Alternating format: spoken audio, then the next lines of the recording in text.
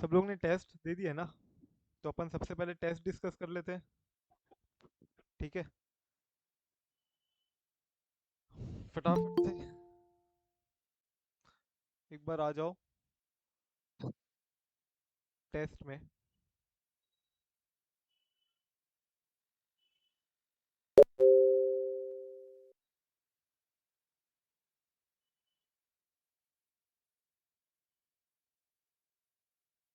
Paper मैंने कहाँ share किया था?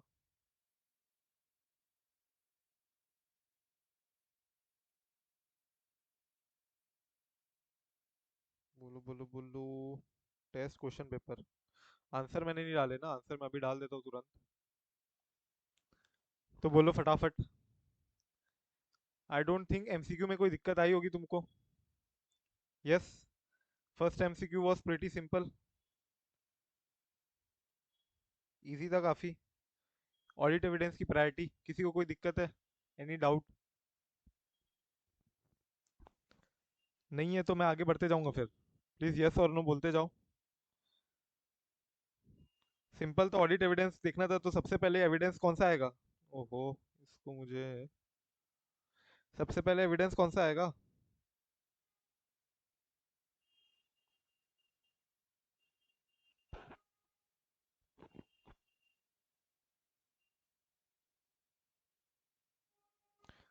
राइट, ये तुम्हारा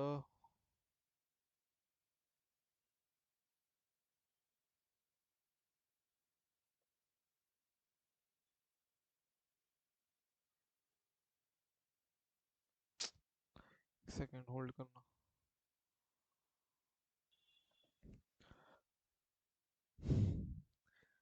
बोलो बोलो।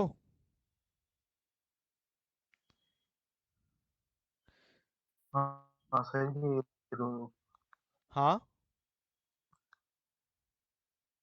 हाँ, सही है ये तो मतलब। कौन सा आएगा सबसे पहले तो तुम्हारा? प्रूफ जो तुमको मिला टोटल कैलकुलेशन का, which is perform by an audit team मेरे तो मेंबर। सही है। राइट। एमसीक्यू। एमसीक्यू सबका सही है, दोनों ही इजी एमसीक्यू थे। दूसरा वाला दूसरा सीक्वेंस में कौन सा आएगा जो रिकैलकुलेशन तुमने परफॉर्म किया, देन तुम रिटर्न रिप्रेजेंटेशन, एंड उसके बाद तुम्हारा वर्बल रिप्रेजेंटेशन, दैट इज 1423। इसके बाद तुम्हारा ये वाला एमसीक्यू था, इसमें तुमको वो पूछ रहा था कि कौन सा सैंपल, ये वाला क्वेश्चन था कि the audit manager has asked you to review the full list of trade payables and select balances on which supplier statement reconciliation will be perform, which of the following statement is correct in respect of including और excluding from your sample. किसको तुमको include करना चाहिए sample में, किसको exclude करना चाहिए? तुम क्या करने वाले हो यहाँ पे, तुम कुछ ट्रेड पेबल्स के टोटल लिस्ट में से कुछ सैंपल्स लेने वाले हो, जिनका तुम चेकिंग करोगे, कहा कि रिकंसिलिएशन किस किस का परफॉर्म करना है मेरे को। तो किसको इंक्लूड करना चाहिए, किसको एक्सक्लूड करना चाहिए, ये सबसे पहले बोल रहा है एक्सक्लूड करो सारे material balance at year end. इसको क्यों एक्सक्लूड करेंगे, मटेरियल बैलेंस वाले को क्यों एक्सक्लूड करेंगे? गलत answer. Exclude suppliers which have high volume of business है अगर, तो ऑब्वियसली इसको भी हम एक्सक्लूड नहीं करेंगे। Include major supplier with nil balance, तो although it might happen that it might appear that apparently they are having nil balance, however I told you what, कि इसका रिजोल्यूशन सही नहीं आ रहा। यस, तो although they might contain nil balance, मैं बोल रहा था apparently it might show as nil balance, but जब अगर रिकंसिलेशन परफॉर्म करते बैठे, तो हो सकता है ऐसा कुछ दिखे कि एबी के स्टेटमेंट में दिख रहा था 90,000, जबकि पेबल अपने लेजर बैलेंस में दिख रहा था 70,000। तो हो सकता है कुछ बैलेंस निकल जाए। चूंकि ये मेजर सप्लायर्स है, इसको हमको इंक्लूड करना चाहिए irrespective of the fact that they are carrying nil balance. ठीक है, जरूरी नहीं है नील बैलेंस से मतलब नहीं, अपने को सप्लायर कितना इंपॉर्टेंट है हमारे लिए, ये भी इंपॉर्टेंट है। एंड लास्टली ये बोल रहे हैं इंक्लूड करने suppliers where the statement agrees to the ledger. अगर स्टेटमेंट अग्री कर ही रहा है, लेकिन ये सप्लायर है नॉर्मल, ऐसा कुछ बताया नहीं है कि इंपॉर्टेंट सप्लायर है, मेजर सप्लायर है, या एज सच कुछ पता नहीं है। And since the statement agrees to the ledger anyway, any which way statement ये जो है ये दोनों अमाउंट एग्री कर रहे हैं, तो दिक्कत की बात ही नहीं है ना, फिर रिकंसिलेशन की बात ही नहीं आएगी। ठीक है, तो वो वाले सप्लायर को अपन इंक्लूड नहीं करेंगे, तो इसका भी ऑप्शन क्या होगा? सी। क्वेश्चन नंबर 3 में तुम लोगों ने गड़बड़ी की है, मैंने 4-5 पेपर अभी चेक किए हैं, इसमें से कुछ दे भी दिए मैंने, तो इसमें से मुझे दिखा है कि क्वेश्चन नंबर 3 में तुम लोगों ने गड़बड़ी की है काफी। देखो क्या क्या डाउट आ रहा है क्वेश्चन 3 में तुम लोगों को, बोलो। क्या आना चाहिए तुम्हारे हिसाब से आंसर, कोई बोलो। क्या तुम रिटर्न रिप्रेजेंटेशन को as an sufficient appropriate audit evidence कर सकते हो क्या? और इसमें क्या पूछ रहा है, management gave him a certificate to prove the existence and value of machinery. मतलब तुम मैनेजमेंट रिप्रेजेंटेशन जो ऐसे 580 में अपन ने पढ़ा था, management certificate, additional management, evidence होगा, एडिशनल एविडेंस, क्या बोल रहे हो? आवाज नहीं आ रही प्रॉपर, वापस बोलो। एडिशनल एविडेंस रहेगा sufficient appropriate audit evidence. So return, मैं अगर सिंपल बात पूछूं तो क्या return representation on its own can provide you sufficient appropriate audit evidence, और you need to have a collaborative audit evidence as well with that? Collaborative audit evidence भी लगेगा ना? यस और नो? यस। तो ये तो कंफर्म हाँ, है, आवाज कट रही, आवाज रिटर्न कट रही, आवाज नहीं आ रिप्रेजेंटेशन। रही तुम्हारी Satish.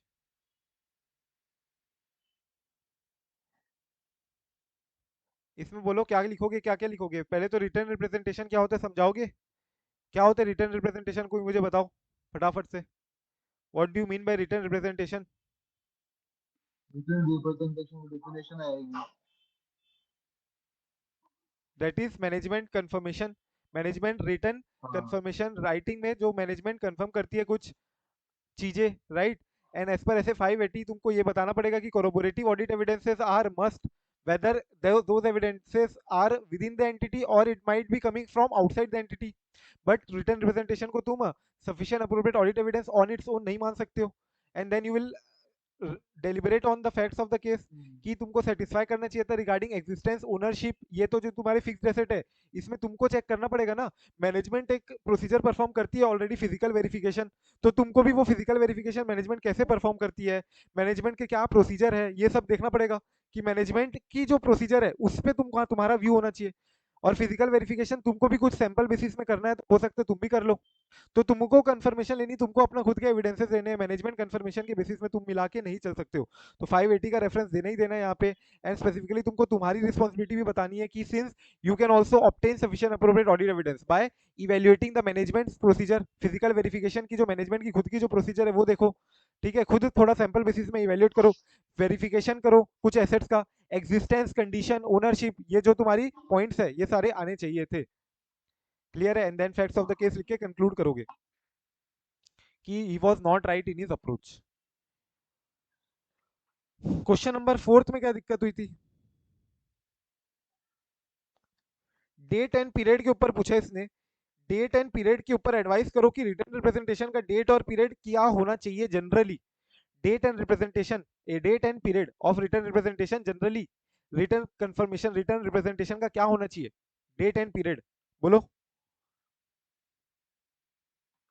Nearest to the audit report nearest as to the audit practical. Report. तो दो चीज है, दो चीज बताई थी मैंने, एक तो कि क्या ये ऑडिट रिपोर्ट के बाद की डेट हो सकती है क्या? मतलब क्या ऑडिट नो, रिपोर्ट की डेट पहले हो सकती है? यस और नो? हाँ, कुछ बोल रहे हो ऑडिट क्या? रिपोर्ट के बाद नहीं आ सकता। ऑडिट रिपोर्ट के बाद नहीं हो सकती है, ये तो तुमको बताना है ना। अपन ने पढ़ा था ये ऐसे 580 में कि रिटर्न रिप्रेजेंटेशन की date shall always be before audit report, audit report की date can not be after the return representation. And furthermore return representation की date shall be as near to as practicable, याद है ये वाली line, as near to as practicable to the audit report date. क्यों बताओ, reason बताओ। अपन ने देखा था वहां पे, why it should be as near to as practicable to the audit report date, बोलो। हम्म, क्योंकि तब तक सारे जितने भी दूसरे एविडेंस रहेंगे वो मिल जाएंगे ऑडिट के, और फिर वो मैनेजमेंट उसको कंफर्म करेगा बस। तो ये नहीं था, बहुत सारी चीजें अपने को देखनी है, पर्टिकुलरली हो सकता है कोई सब्सिक्वेंट इवेंट्स हो, राइट? ऐसा भी हो सकता है ना कि कोई सब्सिक्वेंट इवेंट्स के ऊपर तुमको देखना पड़े, and events coming just before the date of audit report but after the date of financial statement. And अपन ने देखा था, जो तुम बात जो बोल रहे हो वो भी करेक्ट ही है as such, but that was not stated. जो मैं बात बोल रहा हूँ वो स्टेटेड थी क्या, कि due to events which occur after the financial statement and till the audit report, वहां तक की इवेंट्स को भी अपन को कवर करते हुए चलना रहता है। इसलिए तुमको जो रिटर्न रिप्रेजेंटेशन की डेट है, that should be as near to as practicable to the audit report date. तो मुझे बताओ कि अगर तुम 30 अगस्त को रिपोर्ट ऑडिट रिपोर्ट दे रहे हो और एक रिटर्न रिप्रेजेंटेशन तुमको मिला है 1 फेब को, और एक मिला है तुमको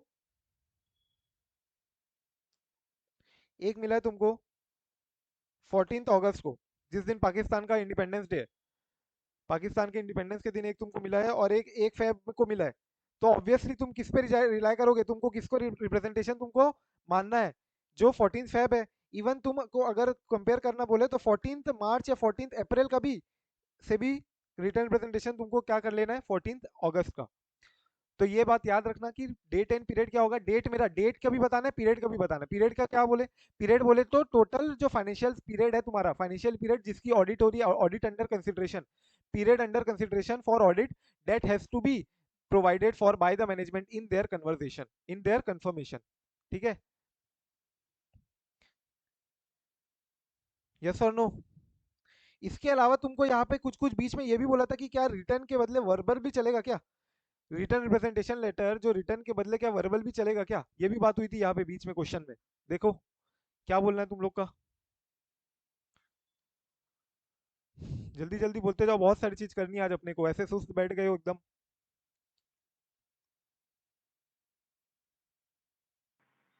नहीं चलेगा तो पूरा पूरा बताओ तो सही, लेकिन क्या रिटर्न रिटर्न फॉर्म में रिटर्न होना चाहिए क्या, रिप्रेजेंट, हाँ डॉक्यूमेंटेड होना चाहिए, और एंड तो नहीं चले।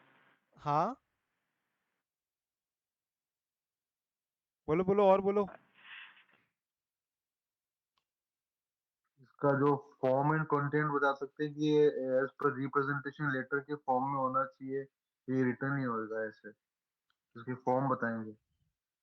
ठीक है, और इसके ऊपर इन्होंने ये एक चीज और बोली थी अपन ने, तुमको याद है क्या, कि क्या ऐसा हो सकता है क्या कि कोई डायरेक्टर या कोई जो मैनेजमेंट है वो पूरे फाइनेंशियल स्टेटमेंट जो पीरियड है उस पूरे पीरियड में नहीं था, उस पीरियड में पूरे पीरियड में नहीं था वो। डेट इज कुल मिला के मैं बोलूँ तो सपोज हो सकता है अपना ऑडिट चालू है 1 अप्रैल 2022 से लेके 31 मार्च 2023, डेट इज ये फाइनेंशियल स्टेटमेंट का पीरियड है अपना ऑडिट का। और ये जो डायरेक्टर या जो मैनेजमेंट है वो तुम्हारी आई थी सपोज 30 सितंबर से, 30 सितंबर 2022 से। तो हो सकता है वो फाइनेंशियल स्टेटमेंट पूरे पीरियड फाइनेंशियल पीरियड के लिए नहीं थी वो मैनेजमेंट। स्टिल अब क्या वो पीरियड जो पूरे पीरियड के लिए नहीं थी, but will it be responsible for the entire financial statement period, मतलब ये क्या वो पूरे पीरियड के लिए रिस्पॉन्सिबल होगी मैनेजमेंट, कंफर्मेशन देने के लिए, रिटर्न कंफर्मेशन देने के लिए, रिटर्न रिप्रेजेंटेशन देने के लिए। बात याद है ये वाली। हम्म,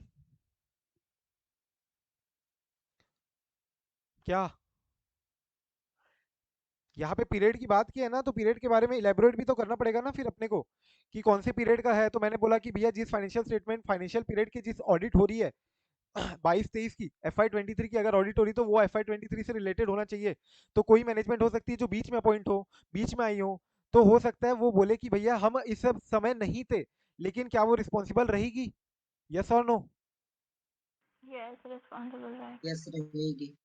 यस रिस्पॉन्सिबल रहेगी, they have to be held responsible for the entire financial statement period. तो एक एक चीज जो पूछा है उसके बारे में अच्छे से डिटेल में एक्सप्लेन करोगे, and then you will have to conclude accordingly कि भैया वर्बल रिप्रेजेंटेशन नहीं चलेगा, ओरल चलेगा, सॉरी ओरल नहीं चलेगा, वर्बल नहीं चलेगा, रिटर्न चलेगा, एंड डेट बताओगे एंड पीरियड के बारे में बताओगे। यू आर द बट इसमें ऑडिटर। ये स्टैंडर्ड में कहाँ पे लिखा हुआ है ये चीज जो भी अभी जो आपने डिस्कस किया है?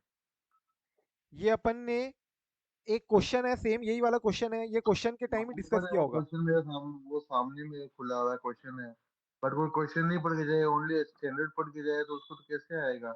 ऐसे तो कोई कैसे भी क्वेश्चन बन सकता है ना सर। तो ऐसे क्वेश्चन तुमको अगर एक पॉइंट नहीं लिखोगे but still you will be writing about verbal written, date के बारे में बताओगे, पीरियड के बारे में बताओगे। सपोज कर रहा हूँ मैं कि ये नया क्वेश्चन है, ये नया क्वेश्चन नहीं है, पहले आ चुका है ये। अगर यही क्वेश्चन आता है तो I expect you to write the answer which already we have, ठीक है। वो बट ठीक इन है, केस, इन जो केस ये पढ़ा नया हुआ है क्वेश्चन, वो ठीक है, हाँ बट ये स्टैंडर्ड में लिखा हुआ है क्या? क्योंकि हाँ हाँ सारे स्टैंडर्ड में लिखा क्वेश्चन हुआ हमारे है, स्टैंडर्ड में लिखा हुआ है ऑब्वियसली। तो हमारे पास जो बुक, और आप अपने वाली बुक में स्टैंडर्ड में नहीं लिखा हुआ ना। अपनी सारे बुक में मान मैंने लो कोई तुमको क्वेश्चन नहीं बताया है आएगा ना तो। कि अपन every if you want to cover everything तो फिर स्टैंडर्ड बेयर स्टैंडर्ड हाँ ही पढ़ लो, अपनी बुक की जरूरत ही नहीं रहेगी, राइट। अच्छा, बेयर स्टैंडर्ड हाँ से ठीक पूरा है। कवर करने जाएंगे तो तुमको भी पता है कितना टाइम लगेगा। एक छोटा सा वही कह स्टैंडर्ड जो रहा अपन था। ने कवर किया है 580 जो जनरल इंपॉर्टेंट है सारे वही चीज कवर कर पाएंगे। अब अगर एक एक लाइन से आई एक्सपेक्ट की तुम लोग करो कोशिश और करो, दिक्कत नहीं है। और जाओ बेयर स्टैंडर्ड में पढ़ो, घुस के अंदर डीपली पढ़ो, उसको नोट करो अपने मटेरियल में और मुझे इनकॉर्पोरेट कहने का करो। मतलब है दूसरा दूसरा क्वेश्चन आ गया तो ऐसे। देन ऑल्सो अब मैं वही बोल रहा हूँ कि सपोज कर रहा हूँ मैं, ये नया क्वेश्चन है तुम्हारे को, ये क्वेश्चन नया नहीं था। Still I expect you to write about the date, I expect you to write about the period. Verbal होगा, रिटर्न होगा, ये तो लिखोगे, 4 में से 3 नंबर तो मिलेगा ही मिलेगा। सिर्फ एक लाइन नहीं लिखोगे कि मैनेजमेंट ये वाला, तो उस पर 1 नंबर कटेगा ज्यादा से ज्यादा। ठीक है, इस चीज से ये पूरा उस पॉइंट को नेगेटिव ना लेके पॉजिटिव के पॉइंट ऑफ व्यू से सोचो कि whether you were able to identify this answer और not as per our study. And obviously जो क्वेश्चन ऑलरेडी आए हुए हैं और उसमें कोई एक्स्ट्रा पॉइंट कवर्ड है जो कि स्टैंडर्ड में दिया हुआ है, तो यू हैव टू, मैंने तुमको बोला है ना कि कोई क्वेश्चन में जो तुमको एक एडिशनल पॉइंट मिल रहा है, तो मैंने स्पेस फॉर नोट क्यों दी हुई है अपने बुक में,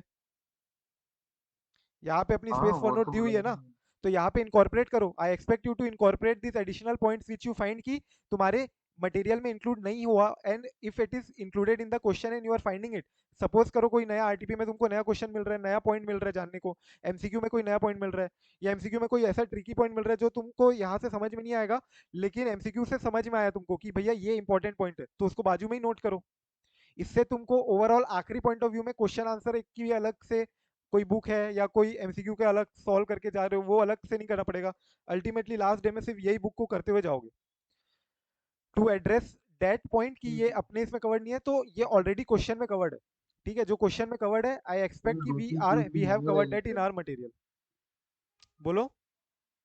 2-3 क्वेश्चन और हैं जैसे। यार टेस्ट में ऐसे 1-2 क्वेश्चन और है रिलेटेड पार्टी वाले, सारे क्वेश्चन है वही है जो क्वेश्चंस में पॉइंट कवर्ड है, पर स्टैंडर्ड में अपने पास कवर्ड नहीं है, इसलिए बोल रहा था मैं। तो date is what I am saying कि अगर मैं क्वेश्चन आंसर के रूप में कोई चीज कवर कर रहा हूँ, तो मैं उसको अलग से मटेरियल में कवर नहीं करता हूँ ना। और अगर मैं मटेरियल में कोई टॉपिक वाइज कवर कर रहा हूँ, so I am not again incorporating that as a separate question answer. तुम देखोगे तो जो टॉपिक है उसी के बाजू में क्वेश्चन इंक्लूड कर देता हूँ कई बार। और अगर मेरे को लग रहा है कि पूरा का पूरा जी क्वेश्चन आंसर तुमको रीड करना चाहिए एज सच क्वेश्चन आंसर के रूप में, फिर उसका अलग से बढ़ाऊंगा तो नंबर ऑफ पेजेस तुम्हारे ही बढ़ेंगे, टेंशन तुम्हारी बढ़ेगी। I want to keep the book as much precise as we can, जितना प्रिसाइज हो जी सके जी। उतना रखे, precise to the point extend जितना हो सके अपना। जो क्वेश्चन आंसर फॉर्मेट में ऑलरेडी है covered, that is also important only, and that is part of your big stand. Fifth question में आ जाओ। ये वाला क्वेश्चन भी आया हुआ एग्जाम क्वेश्चन ही है ये भी। बोलो इसमें कोई दिक्कत थी क्या?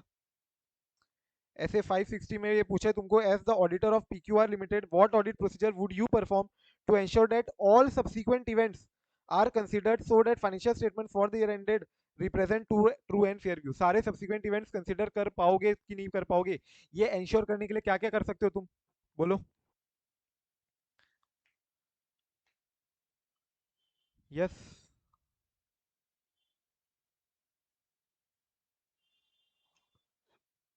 क्या क्या करोगे बोलो, क्या लिखे हो आंसर में?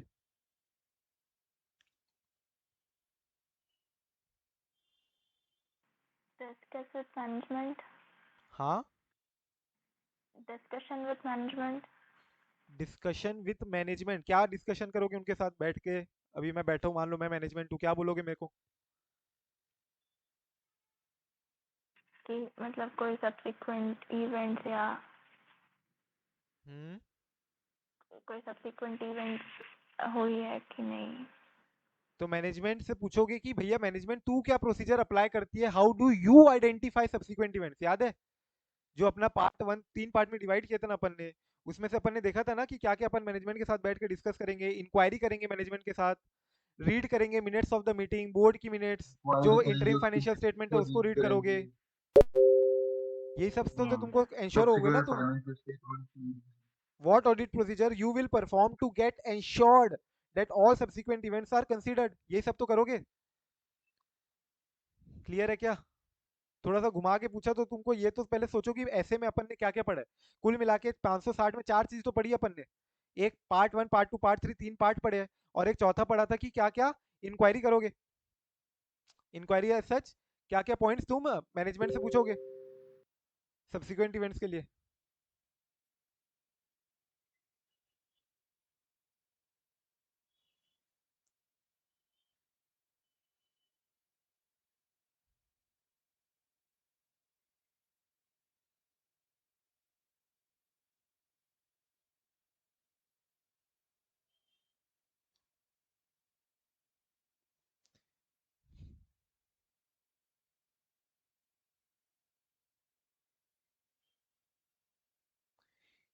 ये अपना आरटीपी में 19 का क्वेश्चन ऑलरेडी है, जो अपन डिस्कस कर रहे थे रिटर्न रिप्रेजेंटेशन वाला, जहाँ तुम बोल रहे थे कौन सा कि मैनेजमेंट अगर कई बार नहीं रहती है तो कैसे करेंगे। तो देखो ये अपने आंसर में इंक्लूडेड अगर ऑलरेडी, सो फिर उसको मैं अलग से नहीं बता पाऊंगा। ठीक है, date and period covered by written representation में मैंने पर्टिकुलरली उसको क्वेश्चन आंसर के वे में ही तुमको बताना चाहा टॉपिक को ओवरऑल। ऐसे 560 में मैं तुमको क्या बताना चाह रहा हूँ कि कोई क्वेश्चन आ रहा है, अगर तुमको लग रहा है ऐसे 560 का क्वेश्चन है, तो तुम क्या सोचो पहले कि अपन ने ऐसे 560 में पढ़ा क्या क्या है। ऐसे 560 में कुल मिला के अपन ने 4 चीजें तो पढ़ी है गिन के। ठीक है, ये एक हो गया, ये दो हो गया, ये तीन हो गया, और ये लास्ट तुम्हारा हो गया स्पेसिफिक इंक्वायरी, किससे, मैनेजमेंट से, जो जो तुम करोगे। अब यहाँ पे तुमको पूछा है कि क्या तुम क्या ऑडिट प्रोसीजर परफॉर्म करोगे। ऑडिट प्रोसीजर अपन, ये 3 पॉइंट हो गए, मतलब या तो ये आएगा, या तो ये आएगा, या तो ये आएगा। ऑडिट प्रोसीजर क्या परफॉर्म करोगे so that you ensure that all subsequent events have been confirm. तो इसी में तुमको ऑडिट प्रोसीजर ये वाली पॉइंट बतानी पड़ेगी कि तुम क्या क्या अंडरस्टैंडिंग लोगे, इंक्वायरी क्या क्या करोगे, subsequent events which affect the financial statement, minutes देखोगे, उससे लेटेस्ट इंटरिम फाइनेंशियल स्टेटमेंट मांगोगे। यही सारे तुम्हारे आंसर आएंगे। क्लियर है?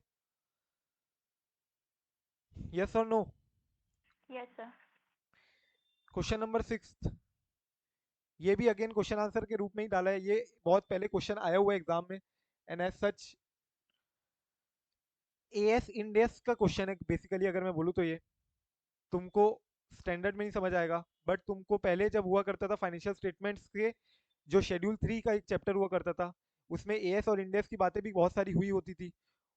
उसमें से कुल मिला के सपोज करता है इंस्टीट्यूट की तुमको नॉलेज है एएस इंडेस की भी बकायदा अच्छे से, and they asked you accordingly this question. तो इस क्वेश्चन को अपन ने ऑलरेडी अपने चैप्टर में कवर किया हुआ था।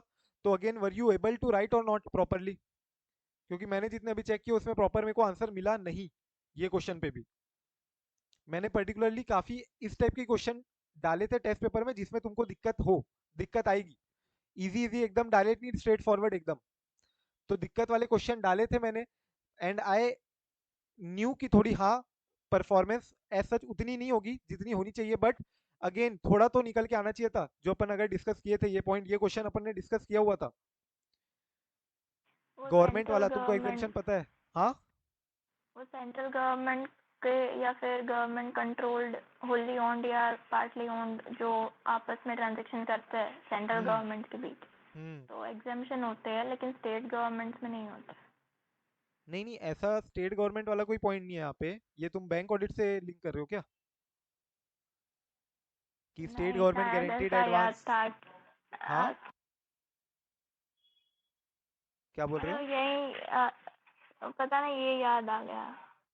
स्टेट गवर्नमेंट गारंटीड एडवांस को अपन देखे थे कि सेंट्रल गवर्नमेंट गारंटीड एडवांस अगर है तो उसको अपन एनपीए के रूप में क्लासिफाई नहीं करेंगे, although we will still be recognising income on receipt basis, but उसको अपन एनपीए क्लासिफाई नहीं करेंगे। But that provision will not apply in case state government guaranteed advance है। तो एग्जेम्पशन हाँ के लिए हाँ, बोलता है वो यहाँ था। पे कि अगर मैं एक कंपनी हूँ और एक और दूसरी कंपनी है, और ये दोनों ही कंपनी को कोई गवर्नमेंट होल्ड कर रही है, ये दोनों ही कंपनी को कोई एक गवर्नमेंट होल्ड कर रही है, मतलब ये दोनों की दोनों क्या हो गई, गवर्नमेंट कंपनी हो गई, यानी दोनों के दोनों इंटर रिलेटेड हो गए। बट सिंस एक common, just because both the companies have a common owner and that common owner is government itself, government खुद है, स्टेट गवर्नमेंट हो या सेंट्रल गवर्नमेंट हो, so in that case they are being exempted from reporting many related party relationships and transaction. however however कुछ चीजें उनको बतानी पड़ेगी इन डिस्क्लोजर, कुछ चीजें डिस्क्लोज करनी पड़ेगी। वो कौन कौन सी बातें थी जो उनको डिस्क्लोज करनी पड़ेगी, इंडेक्स में दिया हुआ है ये। तुम खुद सोचो, लॉजिकल सोचो, क्या बातें उनको बतानी चाहिए। मैंने एग्जांपल अभी तुमको दिया, दोनों कंपनी है, दोनों को सेम गवर्नमेंट होल्ड कर रही है अगर, तो ऑल्दो पूरा का पूरा ऐसे 550 पूरा का पूरा इंडेक्स तुम्हारा जो 23 आई थिंक रिलेटेड पार्टी वाला, वो पूरा का पूरा even though not will not be applied, but कुछ पॉइंट पे तुमको रिपोर्टिंग करनी है, कुछ पॉइंट पे डिस्क्लोजर करना है मैनेजमेंट को फाइनेंशियल स्टेटमेंट्स में। कौन सी गवर्नमेंट है ये? कौन सी गवर्नमेंट है ये तो बताओगे कि nature of which is the common government. हाँ, nature of transaction. Nature of transaction बोल सकते हो, बट उसमें क्या बताओगे तुम? मतलब किस रिलेटेड ये ट्रांजेक्शन हुआ है, राइट, एंड एक्टिविटी क्या है, या फिर कोई परसेंटेज बता सकता है कि इतना परसेंटेज इन्वॉल्व है, व्हाटएवर अमाउंट। तो नहीं बताना था शायद। Yes, amount, nature and amount, ये अपन कारों में भी देखेंगे रिलेटेड जब आता है, फ्रॉड केस में आता है तो तुमको नेचर ऑफ ट्रांजैक्शन बताना पड़ता है, और जब भी नेचर ऑफ ट्रांजैक्शन तुम बता रहे हो तो अमाउंट भी बताओगी कि ये अमाउंट, इतना अमाउंट का ट्रांजैक्शन का डिस्क्लोजर। ठीक है, इसके अलावा कुछ और बाकी ट्रांजैक्शन हुए होंगे वही सेम पार्टी का किसी और रिलेटेड पार्टी के साथ, तो वो भी तुम बता सकते हो। तो ये दो तीन बातों पे डिस्क्लोजर तुमको स्टिल करना पड़ेगा। ठीक है, ये दो तीन बातों पे स्टिल तुमको डिस्क्लोजर करना पड़ेगा। तो मैनेजमेंट यहाँ पे क्या बोल रही थी कि भैया, management replied that no such disclosure would be necessary for transaction between the state controlled enterprise। तो ऐसा कोई एग्जेम्पशन नहीं है कि जो स्टेट कंट्रोल वालों को नहीं मिल रहा है। ठीक है, कोई भी गवर्नमेंट हो तुमको मिलेगा एग्जेम्पशन, हाउएवर एग्जेम्पशन तुमको रिलेटेड पार्टी क्लासिफिकेशन से दोनों के दोनों, but still you will have to disclose few points. जो पुराना एक डिटेल डिस्क्लोजर होता है उसके अलावा तुमको ये छोटा डिस्क्लोजर दो तीन पॉइंट डिस्क्लोज करने पड़ेंगे इन द फाइनेंशियल स्टेटमेंट। इसके बाद अपन ने देखा था ये वाला question, to review the outcome. ये वाला तो क्वेश्चन याद होगा, ये तो स्ट्रेट फॉरवर्ड क्वेश्चन है एंड आई एक्सपेक्टेड पूरा का पूरा आना चाहिए वो, जितना अपन ने पढ़ा हुआ है। आउटकम जो अकाउंटिंग एस्टीमेट ऐसे 540 अकाउंटिंग एस्टीमेट, क्या एस्टीमेट का रिव्यू करोगे तुम, आउटकम, आउटकम क्या आया उसको रिव्यू करोगे, वो अपन ने देखा था। यस, क्योंकि उससे हमको समझ में आएगा इस बार के यस आउटकम। सर। हाँ बोलो। यस सर, प्रायर पीरियड के अकाउंटिंग एस्टिमेट्स रिव्यू करेंगे और नेचर, टाइप ऑफ एस्टिमेट और एक्चुअल क्या, मतलब एक्चुअल अमाउंट भी देखेंगे। बट रिव्यू करने का मतलब ये नहीं कि हम प्रेडिसेसर ऑडिटर पे डाउट कर रहे हैं। राइट, तो इसके लिए फिर लेकिन ऑडिटर क्या क्या ऑब्टेन कर पाएगा, ये रिव्यू करने का मेन ऑब्जेक्टिव क्या था, इससे क्या होगा। दो तीन पॉइंट देखे थे अपन ने, रिव्यू करेगा तो उससे दो तीन चीजें अपने को पता चलेगी कि भैया करंट पीरियड में भी सेम मैटर से रिलेटेड जो तुमने प्रोविजन बनाए होंगे, जो तुमने एस्टिमेट किए होंगे, उसकी क्या रिलायबिलिटी है। राइट, क्या हमको उसके ऊपर कोई और ऑडिट एविडेंस लेना पड़ेगा क्या, क्या वो एस्टिमेट जो है वो एस्टिमेशन अनसर्टेनिटी लो में जाएगी या हाई में जाएगी, कितना मैनेजमेंट की कितनी प्रोसीजर इफेक्टिव है, मैनेजमेंट जो एस्टिमेट बनाती है जैसे पिछले साल बनाई वो कितनी इफेक्टिव है, पिछले साल के मुकाबले जो आउटकम आया उससे हम अंदाजा लगा सकते हैं कि मैनेजमेंट मोटा माटी सही एस्टिमेट लगाती है या गलत। तो मैनेजमेंट की इफेक्टिवनेस अपन देख सकते हैं। ठीक है, इस साल के करंट एस्टिमेट की इफेक्टिवनेस देख सकते हैं ये सबसे। तो ये सब पॉइंट आएंगे, तुम्हारे जैसा का जैसा आंसर है वो सारे के सारे पॉइंट्स आएंगे, तब जाके तुमको 5 में से 3.5 4 नंबर मिलेंगे।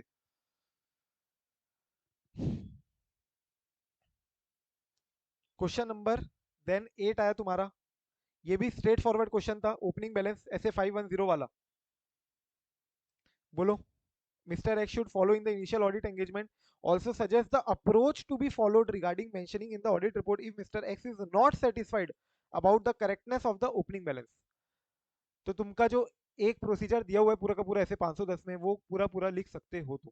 ठीक है, 510 तुमको लिखना है यहाँ पे कुल मिला के मैं बोलूँ तो।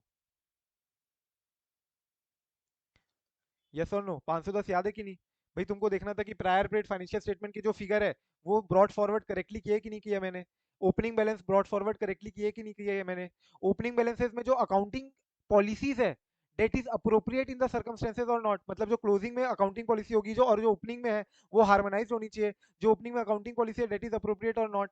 राइट, ये सब बातें देखनी थी अपने को। इसके अलावा अगर फाइनेंशियल स्टेटमेंट पुराने वाले ऑडिटेड है तो वो ऑडिटेड फाइनेंशियल स्टेटमेंट को पढ़ो, ऑडिटेड एनुअल रिपोर्ट ये सब पढ़ो, पुराने सारी चीजें पढ़ के इनकॉर्पोरेट कर देखो कि क्या सही चीज हो रही कि नहीं। कोई स्पेसिफिक ऑडिट प्रोसीजर परफॉर्म करना है to obtain further audit evidence regarding opening balances, that also you will need to perform.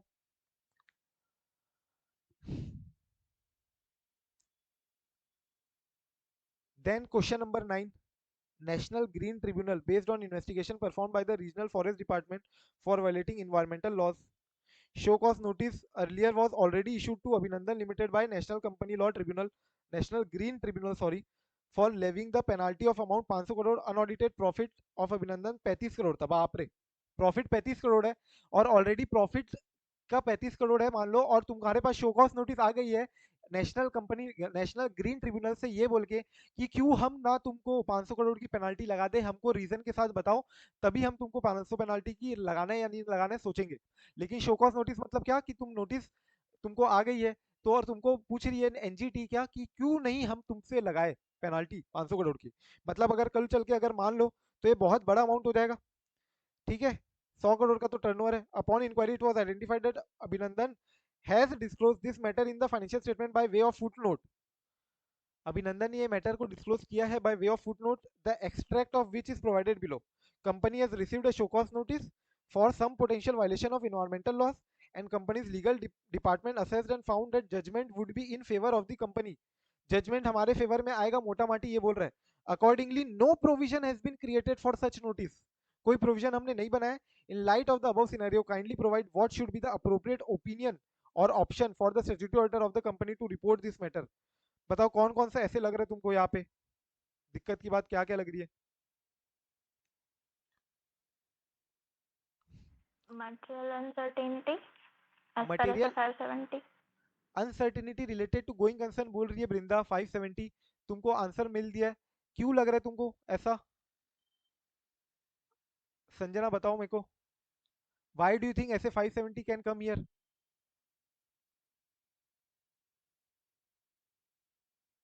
बोलो बोलो, क्यों लग रहा है ऐसा 570 आ सकता है यहाँ पे. 570, why do you think this is 570 का क्वेश्चन. हाँ,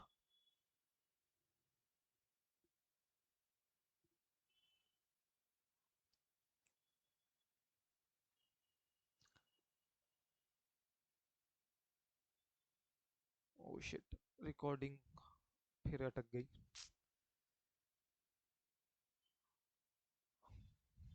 बोलो, एडिक्वेट डिस्क्लोजर हो रहा है कि नहीं हो रहा है. हाँ, जल्दी बोलो भाई.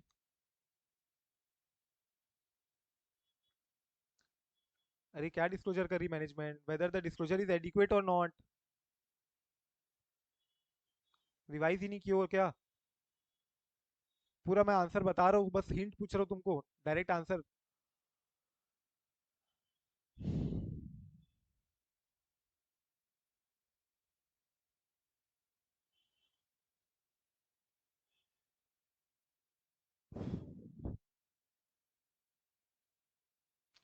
क्या ये 2 पॉइंट डिस्क्लोज की है क्या मैनेजमेंट ने. अब दिख रहा है कुछ, बताओ अब तो. ये दो नहीं पॉइंट सर, डिस्क्लोज नहीं किए की। मैनेजमेंट ने. यस और no.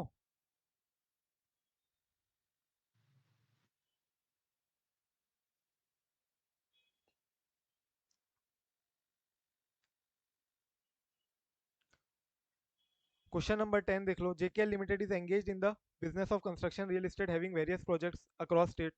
YT and company chartered accountant have been appointed as statutory auditors. Audit team from YT and company for audit of JKL Limited. Engagement partner हो गया, CAQ हो गया, paid assistant हो गया उसके, और 3 आर्टिकल असिस्टेंट थे. ड्यूरिंग प्रिलिमिनरी वेरिफिकेशन जब हुआ तो CAZ जो था उसने ऑब्जर्व किया huge amount of subcontract payment were made to JB associate और partnership firm in which director of JKL limited is a managing partner. तो यहाँ पे अगेन एक क्वेश्चन घुमा के पूछा था यहाँ पे, दैट इज व्हाट. एक रिलेटेड पार्टी का कुछ हिंट आ रही है यहाँ पे. A partnership firm in which director of JKL limited is a managing partner. मतलब जो मेन एंटिटी है जिसकी ऑडिट हो रही है, उसका जो डायरेक्टर है, उसका जो डायरेक्टर है वो मैनेजिंग पार्टनर है. A partnership firm in which director of JKL limited is a managing partner, is a managing partner. तो यहाँ पे ये वाला क्वेश्चन तुम्हारा हिट हो रहा था. How transaction between the entity and a known business partner of a key member of the management. The known business partner of a key member of the management. मतलब मैनेजमेंट यानी क्या हो गया, मेरी DKL लिमिटेड की management हो गई, और उसी में से एक जो की मेंबर है वो कहीं और पार्टनर है. वो कहाँ पार्टनर है, वो कहीं सपोज लो ABCN कंपनी में पार्टनर है, और ये कंपनी के साथ और ये कंपनी के साथ अगर ट्रांजेक्शन हो रहा है, तो यहाँ पे इस तरीके से भी कोई ट्रांजेक्शन हो सकता है जहाँ पे फ्रॉड की आशंकाएं बढ़ सकती है. In addition, the discussion in the context of fraud may include specific consideration of how related party may be involved in the fraud. And therefore तुमको यहाँ से पकड़ के क्वेश्चन बनाया है. अकॉर्डिंगली तुमको पूरा डिस्कशन करना पड़ेगा कि एंगेजमेंट टीम को क्या क्या डिस्कशन करना होता है. क्या पूछा है, highlight the matters that are to be addressed in the discussion by CAZ with the engagement team members with reference to relevant standards on auditing.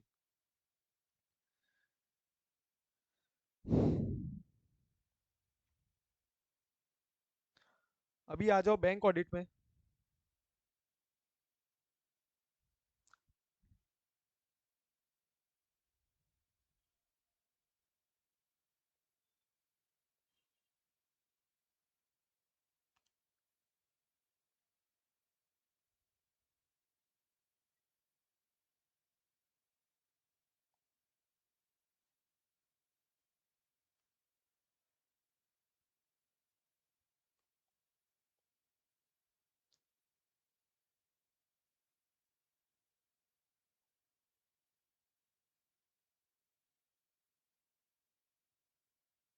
ये क्वेश्चन कर लिया था क्या अपन ने?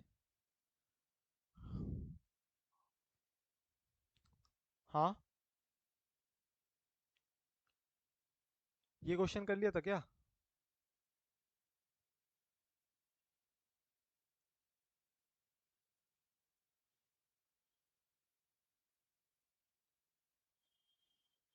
देखो ये वाला क्वेश्चन देखो एक बार। नहीं सर, ये नहीं किया। तो देखो, Sundaram is the engagement partner conducting a statutory audit of a nationalised bank. The bank operates on the CBS platform, मतलब सीबीएस यानी, बोलो सीबीएस यानी क्या? core banking system. Core banking solution, ठीक है। And the identification of non-performing asset is system based in accordance with the RBI guidelines on asset classification. तो जैसे asset classification के हिसाब से एनपीए का क्लासिफिकेशन होना चाहिए, वैसे ऑटोमेटिकली सीबीएस सिस्टम तुम्हारे लिए करके दे देती है। He wants to be assured of satisfactory operations of internal control in this respect, ठीक है।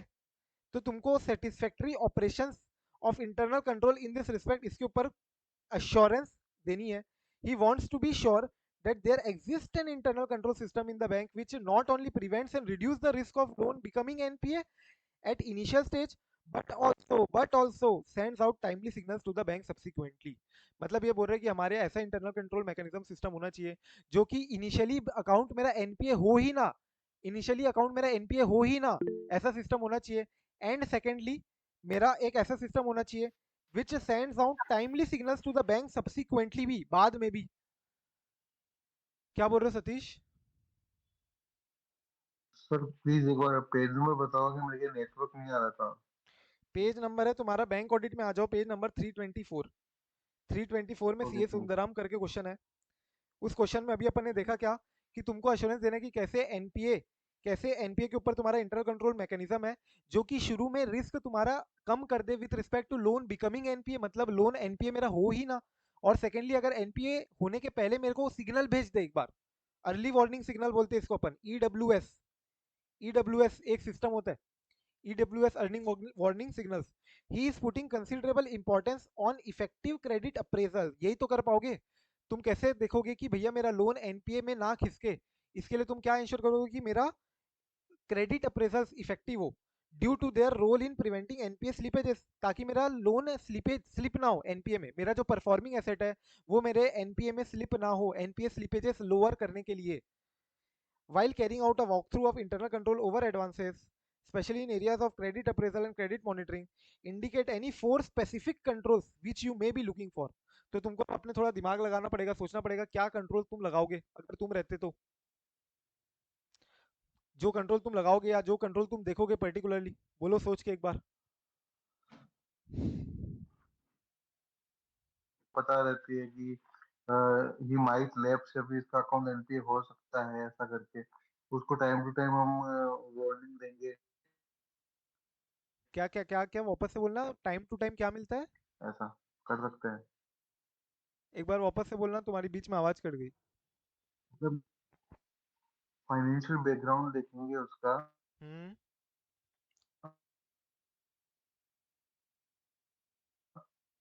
कि क्या है, अच्छे से कितने रहेंगे एनपीए होने के, उसके हिसाब से उसको मतलब वार्निंग, मतलब उसको रिमाइंडर या वार्निंग सिग्नल दे सकते हैं।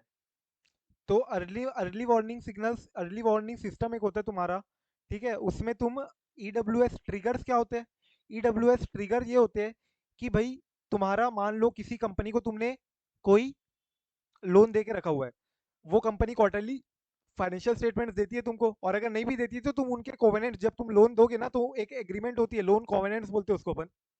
कोवेनेंट्स में इंक्लूड कर सकते हो क्या, कि भैया तुमको क्वार्टरली बेसिस में ये पॉइंट कुछ देना पड़ेगा, हमको डिटेल देनी पड़ेगी, ताकि हम तुमको मॉनिटर करते रहे। एग्जाम्पल, कि तुम कोई उसका रिटर्न ऑन इक्विटी देख रहे हो, रेशियो रिटर्न ऑन एसेट देख रहे हो, डेट टू इक्विटी रेशियो कितना हो गया है, इक्विटी बाय जीएलपी रेशियो क्या है, रेशियो एनालिसिस का कुछ बोल लो। उससे रिलेटेड जो जो तुमको डेटा लगेगा वो एंटिटी क्वार्टरली बेसिस में तुमको देगी। एंटिटी एक ट्रिगर के नीचे नहीं जानी चाहिए, एक थ्रेशोल्ड होगा तुम्हारा। सपोज डेट टू इक्विटी 3:1 है तुम्हारी थ्रेशोल्ड। अगर डेट इससे ज्यादा है, मतलब कंपनी ने और भी कहीं कहीं से डेट उठा लिया है, तो तुमको क्वार्टरली बेसिस में जब पता चला ये बात, तो तुम 3:1 के ऊपर जैसी हुआ तो ये ट्रिगर मेरी ब्रीच हो गई, ये थ्रेशोल्ड मेरा ब्रीच हो गया, ये मेरी ट्रिगर ट्रिगर हो गई। डेट इज ये मेरा एक ट्रिगर पॉइंट हो गया, ईडब्ल्यूएस ट्रिगर बोलते हैं अपन इसको, early warning signal, early warning science है ये तुम्हारा। तो ईडब्ल्यूएस सिस्टम तुमको एक ट्रिगर देगा तुरंत, ठीक है, क्वार्टरली फाइनेंशियल्स के बेसिस में। जैसे अगर क्वार्टरली फाइनेंशियल्स एंटिटी पब्लिश करती है तो, और नहीं देती तो तुम मांग सकते हो कुछ data based on your covenants, and that is how you will be able to monitor them, monitor करना पड़ेगा ना। सेकेंडली, स्लिप ना हो, स्लिप ना उसके हो। फाइनेंशियल एविडेंस देख सकते हैं अपन कि वो कैसे पेमेंट कर रहा है, मतलब पहले का अपने कुछ एक्सपीरियंस है उससे, अगर कि वो कैसे पेमेंट करता है कैसे नहीं करता है, वो अगर पहले भी डिफॉल्ट कर चुका है या फिर वो इंटरेस्ट के पेमेंट में डिफॉल्ट करता है रेगुलरली, तो वो भी चेक कर सकते हैं। तो ये तो तुम्हारा क्रेडिट अप्रेजल हो गया, ये तुम लोन देने के टाइम पे ही देखोगे, इसको अपन क्या बोलते हैं, क्रेडिट अप्रेजल। जब तुम क्रेडिट अप्रेजल करोगे तभी तुम देखोगे कि पुराना उसका सिबिल स्कोर क्या है, क्रेडिट स्कोर क्या है। थर्ड पार्टी रिसोर्सेज यूज करोगे, डेटा फ्रॉम अदर एंटिटीज जो उसके बारे में डेटा मेंटेन करती है एंटिटीज के बारे में, और उससे फिर तुम एंटिटी के बारे में इंफॉर्मेशन ले सकते हो। क्रेडिट अप्रेजल्स बोल रहा हूँ उसको मैं, ठीक है। जो तुम बोल रहे हो इसको अपन क्या, किस में टारगेट, किस में रख सकते हैं, क्रेडिट अप्रेजल के अंदर। ये भी एक पॉइंट हो गया तुम्हारा। और क्या सोच सकते हो, जो तुम बोल रहे हो बिहेवियर जो है तुमको पता है ऑलरेडी, अगर बिहेवियर, और ये बिहेवियर में कुछ तुमको चेंजेस दिख रहे हैं, रिपेमेंट बिहेवियर में कोई चेंजेस दिख रहे हैं अगर, तो date is also a trigger point ना, कि भैया जनरली वो रिपे करता था, इस बार वो अब नहीं कर रहा है, अगर मान लो एक महीना हो गया, तो तुम एक इंटरनल क्लासिफिकेशन कर सकते हो, जिसको अपन क्या बोलते हैं, एसएम क्लासिफिकेशन। एसएम मतलब special mention classification. Special mention क्या होता है तुम्हारा, SMA 0, SMA 1, SMA 2। SMA 0, SMA 1, SMA 2, ये तीन टाइप के क्लासिफिकेशन होती है। SMA 0, एक दो, SMA 1, अगर अगर किसी ने उसकी गारंटी ली है तो हम उसकी भी फाइनेंशियल उसको देख सकते हैं ना, उसका फाइनेंशियल बैकग्राउंड को, या फिर अभी वो कैसे परफॉर्म कर रहा है वो भी देख सकते हैं, कितनी फाइनेंशियल उसकी गारंटी ली हो तो। Sorry, right. तो कुल मिला के वही उसी में आ गया कि third party data, third party data कोई भी हो सकता है तुम्हारे, जो बड़े बड़े इंस्टीट्यूशन है जो डेटा मेंटेन करते हैं, सिविल क्रेडिट स्कोर ये सब हो गया, सिविल इंस्टीट्यूशन जो हो गई तुम्हारी, क्रेडिट ब्यूरो ऑर्गेनाइजेशन जो है तुम्हारी, या तुम्हारे गारंटर से तुमको लेना इन्फॉर्मेशन कुछ, या उसी से रिलेटेड कोई और क्लाइंट है उससे तुम इन्फॉर्मेशन ले सकते हो, या उनसे ही मंगवाओ, तुम सीए सर्टिफिकेट लो, सीए से सर्टिफाई करो, जो जैसा भी है, ठीक है। यही तुम्हारा उसमें हो गया। एक हो गया तुम्हारा क्या, EWS monitoring, EWS monitor monitor करना। फिर मैंने तुमको अभी एक बताया, एसएमए सिस्टम फॉलो कर सकते हो तुम, क्योंकि चूंकि पीए जाके सीधा एनपीए बने, उसके बीच में कितने दिन का डिफरेंस है, 90 दिन का डिफरेंस है। 90 डेज तक वो पे नहीं कर रहा है, तब जाके तुम पीए को एनपीए में डाल रहे हो। तो समझ लो, अगर तुम एनपीए में नहीं डालना है तुमको, तो तुम ये 90 दिन में कुछ एक्शन ले सकते हो ना। ये 90 दिन में एक्शन तुम लो, इसके लिए तुमको अकाउंट को क्लासिफाई कर सकते हो, SMA 0 में करो, 0 से 30 दिन तक। फिर 30 दिन हो गया, अभी तक पे नहीं किया, और 60 दिन तक जा रहा है, तो 30 से 60 दिन में अपन उसको बोलते हैं SMA 1। और सिमिलरली SMA 2 बोलते हैं अपन 60 to 90 डेज वाले को। तो ये तुम इंटरनल क्लासिफिकेशन कर सकते हो, ये अलग अलग हो सकती है, हर बैंक की अलग क्लासिफिकेशन हो सकती है, एसएम क्लासिफिकेशन। तो एसएमए तुम क्लासिफाई करो, ताकि तुम उसी समय प्रॉम्प्ट एक्शन ले पाओगे। एंड लास्टली, रिपेमेंट बिहेवियर जो तुम बोल रहे थे, अचानक से कोई चेंजेस दिख रहा है, क्रेडिट इन्फॉर्मेशन कंपनीज वगैरह से बातचीत करके देखो, credit appraisal, decision making process, ये सब तुम्हारे कुछ तरीके हो गए जिससे तुम लोन को एनपीए खिसकने से बचा सकते हो, to prevent NPA slippages. Clear है?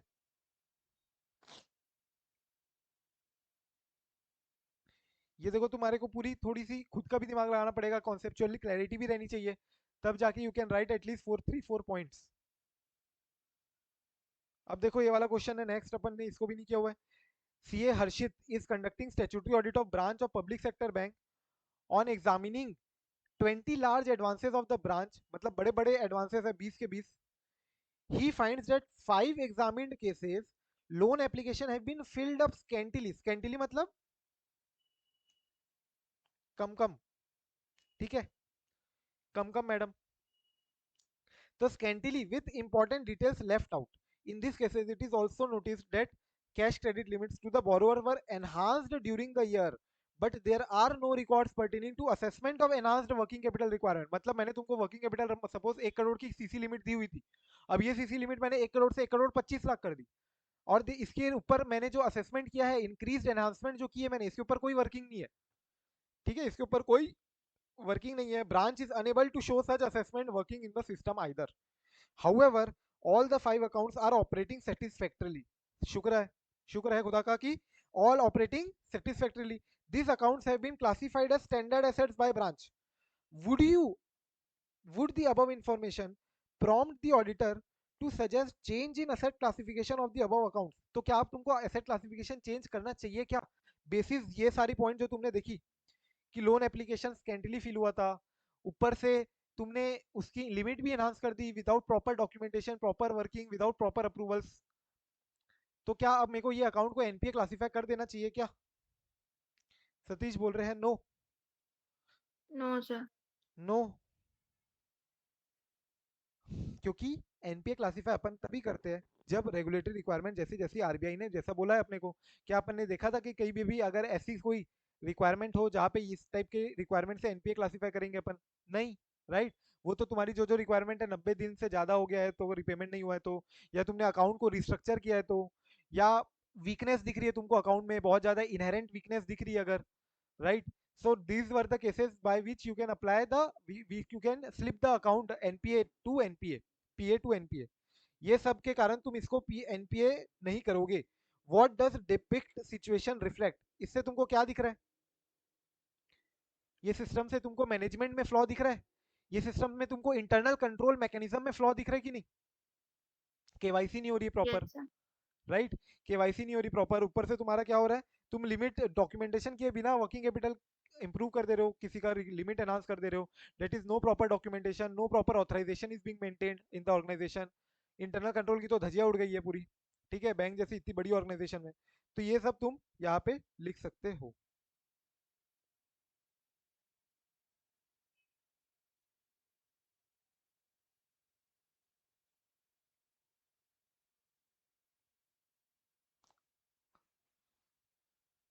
फिर आ जाओ टेस्ट योर अंडरस्टैंडिंग का question number 2। You are conducting concurrent audit, ठीक है, मैं कॉन्करेंट ऑडिट कर रहा हूँ branch of a public sector bank. It is a large branch, ठीक है, बड़ी ब्रांच है ये, having advances of about 500 crore including export advances of 300 crore, बड़ी ब्रांच है बहुत ही ज्यादा। Some borrowers also get letter of credit issued from the branch, LC भी इशू करती है branch for importing raw diamond, raw material वगैरह जो भी तुम इंपोर्ट कर रहे हो, इसके लिए एलसी तुमको देना पड़ता है किसको? सामने वाले एक्सपोर्टर को। तो तुम बैंक से एलसी लेके दे सकते हो सामने वाले को, तो बैंक इशू कर रही है LC. You want to be sure that there is no revenue leakage in the branch. Revenue leakage, तुमने अभी कभी बैंक ऑडिट वगैरह गए होंगे तो रेवेन्यू लीकेज के लिए क्या क्या अपन चेक करते हैं ये तुमको पता होगा। अगर नहीं पता है तो अभी दिमाग लगाओ, सोचो एक बार कि रेवेन्यू, पहले तो ये देखो रेवेन्यू आती कहाँ कहाँ से है बैंक को, सोचो एक बार रेवेन्यू आती कहाँ कहाँ से है बैंक को, और कहाँ कहाँ जहां जहां से आती है वहां वहां पे क्या क्या गड़बड़ हो सकती है।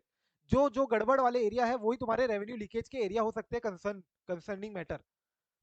तो बताओ रेवेन्यू कहाँ कहाँ से आती है बैंक को? प्रोसेसिंग चार्जेस हो गए और इंटरेस्ट हो गया। सबसे मेजर इनकम इंटरेस्ट तो क्या आता ही है। होगी तुम्हारी? इंटरेस्ट, ठीक है। इंटरेस्ट। फिर जो तुम बोल रहे हो फीस एंड प्रोसेसिंग, फीस बोलते हैं इसको अपन, प्रोसेसिंग चार्जेस वगैरह हो गए। और डॉक्यूमेंटेशन फीस। तो ये जो अपन ने देखा एलसी वगैरह जो तुमने दे रहे हो, लेटर ऑफ क्रेडिट वगैरह इशू कर रहे हो, बैंक गारंटी जो तुम दोगे, यहाँ से भी तो आएगी तुमको, बीजी की फीस मिलेगी, ये फीस के अंदर आ गया, एलसी की फीस आ गई। इसके अलावा डॉक्यूमेंटेशन वगैरह तो नहीं, वो तो तुम ठीक है करोगे ही अपना। एक मेन होती है तुम्हारी ट्रेडिंग इनकम, अदर इनकम जो अदर आती है, डेट इज बैंकों के पास बहुत सारा पैसा पड़ा हुआ रहता है तो बैंक जनरली कहाँ डाल देती है इसको, पार्क कर देती है बॉन्ड्स में, T bond, T bills, T futures में, ठीक है। तो जनरली वहां से फिर खरीदना बेचना चलते रहता है। एक और बोल रहे हो पोर्टफोलियो मैनेजमेंट सर्विस से, वहां से भी हमको फीस कुछ मिलेगी, तो ये सब तुम्हारे फीस में आ जाएगा। तो बेसिकली तुमको रेवेन्यू लीकेज अब देखना है तो मेन रेवेन्यू तुम्हारा यही है, इंटरेस्ट इनकम करीब करीब 90% तुम्हारा टोटल रेवेन्यू का होता है, 80 to 90% इंटरेस्ट इनकम, 80% मोटा माटी कम से कम मान के चलो। तो इतनी बड़ी जो रेवेन्यू सोर्स है तुम्हारी, यहाँ पे क्या लीकेज तुमको लगती है? इंटरेस्ट कहाँ कैसे लीक कर सकता है कोई? लीकेज मतलब गलत गलत इंटरेस्ट चार्ज होना। इंटरेस्ट चार्ज मतलब क्या हुआ मेरा? इंटरेस्ट अमाउंट यानी क्या हुआ? Interest amount equals to what? Interest percentage applied on principal amount, yes और नो? इंटरेस्ट का percentage applied on principal amount. Manual charges बोल रहे सचिन, कई बार मैनुअल चार्जेस लगाते हैं तो मैनुअल चार्जेस भी उसमें उस समय तुमको कैलकुलेशन वगैरह चेक कर लेनी चाहिए सचिन के हिसाब से, कि भैया मैनुअल चार्जेस गलती से कुछ गलत ना लग जाए, इसलिए वहां पे भी रेवेन्यू लीकेज हो सकते हैं। तुमको चार्जेस ज्यादा लगाने चाहिए थे लेकिन तुमने चार्जेस कम लगा दिए, ये भी रेवेन्यू लीकेज है, करेक्ट। बट यहाँ पे सबसे बड़ा रिवेज यहाँ पे अपन चेक करते हैं कि कोई कई कई अकाउंट्स में अपन चेक करते हैं कि जो इंटरेस्ट रेट हमने लोन लोन के एग्रीमेंट में जो रेट है मेंशन 8.5% है सपोज, 8.5% है होम लोन के लिए, और मैं इंटरेस्ट का परसेंटेज सिस्टम में क्या डाल के रखूं, 8.4% डाल दिया क्या, या 8.6 डाल दिया क्या, क्या डाला है मैंने, interest rate in the system versus interest rate agreed at the time of sanctioning of the loan. ये सबसे बड़ा इंपॉर्टेंट पॉइंट होता है। ठीक है, इसके बाद जो तुम बोल रहे थे प्रोसेसिंग फी वगैरह से रिलेटेड पॉइंट तुमको देखना पड़ेगा कि प्रॉपर्ली चार्ज हुआ है कि नहीं, प्रॉपर सिस्टम कैप्चर करता है कि नहीं। अभी अभी नया आरबीआई का रेगुलेशन आ गया, तुमको पता होगा इस बार की मॉनेटरी पॉलिसी में आरबीआई ने क्या क्या किया है अनाउंस, प्रोसेसिंग फी से रिलेटेड सबसे बड़ा, बहुत बड़ा अनाउंसमेंट है तुम सभी के लिए, हम अपन सबके लिए, as far as all the consumers of the bank are related concern with. इस बार की एमपीसी कमिटी, एमपीसी पता है क्या होता है MPC, right, all charges shown as interest only, मतलब तुम प्रोसेसिंग फी लो 2% या 0.25%, कुछ अलग प्रोसेसिंग फी लोगे तुम, उसके अलावा कुछ और चार्जेस लोगे, तो कोई ऐसा तुमको और एडिशनल चार्जेस अब तुम कैरी नहीं कर सकते हो। When you are giving loan, all this charges has to be included in your interest rate only. जो चार्ज इंक्लूड करना है अपना इंटरेस्ट रेट कोट करो। क्यों ऐसा, ताकि मैं as a consumer properly compare कर पाऊँ कि बंधन बैंक क्या इंटरेस्ट रेट दे रही है या एसबीआई मेरे को क्या इंटरेस्ट रेट ऑफर कर रही है। क्योंकि अब मुझे पता है कि दोनों ही bank, SBI being a PSU bank, Bandhan being a private bank, या ICICI being a private bank and SBI being a PSU bank, मेरे को अब दोनों पता है कि दोनों ही बैंक के इंटरेस्ट रेट जो मुझे ऑफर कर रही है ये फाइनल होगा अल्टीमेटली, इससे ओवर एंड अबव और कोई चार्जेस नहीं होंगे। जो कि मुझे डर रहता था कि प्राइवेट बैंक हो सकते हैं कुछ और हिडन चार्जेस लगाए। समझ में आ रहा है। तो generally this will impact all the private banks, because private banks के बहुत सारे चार्जेस होते हैं, so they will get impacted hugely because of this announcement by RBI, right? Because all the processing charges or any other फलाना ढिमका charges have to be included in your, incorporated into your interest rate only। इसी से मैं compare करूंगा, final consumer को और कोई charges नहीं लगेंगे अब तुम लोन लोगे तो। बड़ा, बहुत बड़ा अनाउंसमेंट है। सो इससे रिलेटेड अभी तो तुमको ये सब चेक कर सकते हो, interest rate which is fed in the system, processing fee in respect of freshly sanction advances, renewed limits need to be levied as per the guidelines. फिर इसके अलावा बोलते हैं ये sanction of cash credit limit is generally accompanied with stipulation to submit stock statement. तो जो तुमको CC limit दी जाती है, मैंने तुमको देखा था उस दिन भी अपन ने, 5 करोड़ के ऊपर अगर तुमको सीसी लिमिट दी है तो तुम्हारा स्टॉक ऑडिट करवाती है बैंक, राइट। सो जब स्टॉक ऑडिट करवा रही है बैंक, तो देखो कि प्रॉपरली फिजिकल वेरिफिकेशन हुआ है ना, फिजिकल वेरिफिकेशन करवाओ स्टॉक का, डेटर की वैल्यूएशन वगैरह देख लो एक बार, क्या स्टॉक मेरे खराब हो गए, क्या मेरी ड्रॉइंग पावर से ज्यादा आउटस्टैंडिंग हो गया क्या अमाउंट, ये सब देखो, रेवेन्यू लीकेजेस हो सकते हैं यहाँ पे। Overdue interest on export bill purchase and packing credit facility, interest तुमको अभी तक मिला ही नहीं, ओवर ड्यू है। Verification of charges commission in respect of letter of credit, LC वगैरह का जो चार्जेस कमीशन फीस जो तुम लेते हो, कमीशन एलसी का, बैंक गारंटी के ऊपर जो कमीशन लेते हो, फीस लेते हो, ये सब तुमको चेक करना है कि प्रॉपरली लेविड हुए हैं या नहीं हुए हैं। ये तुम्हारा हुआ रेवेन्यू लीकेज के ऊपर एक पॉइंट। लास्ट क्वेश्चन देखो, टेस्ट योर अंडरस्टैंडिंग का question number 3। CA Seema, CA Seema is appointed as stock auditor. अभी अपन ने देखा क्या, सीसी लिमिट 5 करोड़ के ऊपर की होती है, स्टिपुलेटेड लिमिट दी अपने सिलेबस में, तो बट स्टिपुलेटेड लिमिट जनरली क्या है तुम्हारी 5 करोड़। प्रैक्टिकली अगर मैं बात करूँ तो is appointed as stock auditor of Bhavani rice mills, तो इसके पास जरूर कई बैंक की सीसी लिमिट होगी। Availed credit facility from R K Puram branch near Tamil educational society New Delhi. Borrower is enjoying cash credit limit, CC की लिमिट है इसके पास 12 करोड़ की लिमिट है, ठीक है, which is against for stock and debtor for 90 days against margin of 25%। यानी इसकी तुम्हारी अगर मैं लिमिट, यानी तुम्हारे स्टॉक और डेटर की वैल्यू क्या होगी, मेरे स्टॉक और डेटर की वैल्यू होगी 12 करोड़ डिवाइडेड बाय 75%, क्योंकि 25% मार्जिन ले लिया ना लोगों ने। Now she proceeds to visit premises of Bhavani Rice Mills Private Limited located on the outskirts of the Delhi. She verifies books of account and stock records of the company and also test check quantity of paddy and rice of 20,000 quintal और 8,000 bag रखे हुए अभी भी premises of the company में, rice bag रखी हुई है। These are what my stocks. तो ड्राइंग पावर ये स्टॉक को कैलकुलेट करने के हिसाब से सीए सीमा के हिसाब से क्या आ रही है ड्राइंग पावर, 12.05 करोड़, ठीक है, 12.05 करोड़ आ रही है तुम्हारी drawing power after incorporating all this paddy rice debtor and stock amount. After about a week, एक हफ्ते बाद, ठीक है, 1 वीक लेटर आता है ना ऐसा। तो after about a week regular internal inspector appointed by inspection department of bank also happened to visit the premises of the borrower and they found that rice contained about 5,000 bags जो है, कितने bags थे total, 8,000 ना, 8,000 में से 5000 bags included in the stocks having approx value of 1.5 CR was fungus ridden. खराब हो गए बहुत सारे चावल. The company was holding this stock for last 15 months. How do you view the above situation now? बोलो क्या लगता है किसकी गलती है, क्या करना चाहिए था उसको प्रॉपरली, क्या गलती है कि नहीं है, कि कोई गलती की बात नहीं है, वो तो इंस्पेक्शन वाले को मिल गया सो मिल गया. अपन क्या कर सकते हैं इसमें, ये सीमा की क्या गलती है? बोलो अब यहाँ पे इस समय इस केस में क्या होगा? प्रोफेशनल स्केप्टिसिज्म नहीं यूज किया उसने. यस, प्रॉपरली ड्यू डिलिजेंस से मतलब काम नहीं किया. क्या तुम बोल सकते हो सीए सीमा ने प्रॉपरली हाँ चेक जी. किया है स्टॉक? 8000 में से 5000 बैग निकले. समझ रहे हो तुम, प्रपोर्शन मोर देन 50% है. अगर उसने थोड़ा भी दिमाग लगा के कुछ बोरी को खोल के चेक किया होता, ठीक है, कुछ फिजिकल वेरिफिकेशन किया होता. स्टॉक ऑडिट मतलब ये थोड़ी ना कि बोरी बस दिख लो ऊपर ऊपर से गिन लिया. उसकी क्वालिटी भी तो देखोगे. क्वांटिटेटिव अपन सिर्फ ये असेसमेंट थोड़ी ना करते. स्टॉक ऑडिट में सारी चीजें देखते हैं, क्वालिटी ऑफ द स्टॉक भी देखते हैं. क्या वो खराब तो नहीं हो गई, इंपेयर करना पड़ेगा क्या उसको, राइट ऑफ करना पड़ेगा क्या कई स्टॉक को, कई स्टॉक में कई माल खराब हो गया क्या, पर्टिकुलरली ऐसे स्टॉक जो तुमको पता है कई सारी चीजें खराब हो जाती है बारिश वारिश में, ये वो तुमने कई बार सुना हुआ भी होगा कि गोडाउन में इतना चावल रखा खराब हो गया, है ना.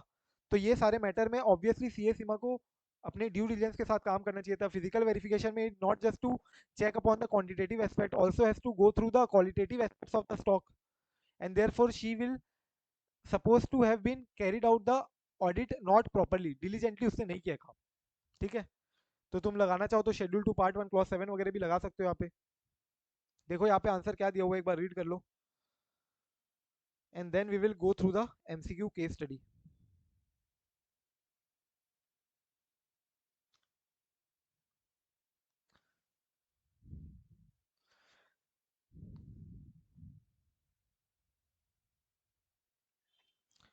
चलो फटाफट से टाइम दे रहा हूँ मैं. इंटीग्रेटेड केस सिनेरियो है तुम्हारा एमसीक्यू, 5 मिनट दे रहा हूँ. 5 मिनट में फटाफट कोशिश करो कंप्लीट करने की, सारे क्वेश्चन सॉल्व करो फटाक से. 5 क्वेश्चन है एमसीक्यू, ठीक है, थोड़ा जल्दी करो. अपने को इसके बाद सीएफएस भी करना है.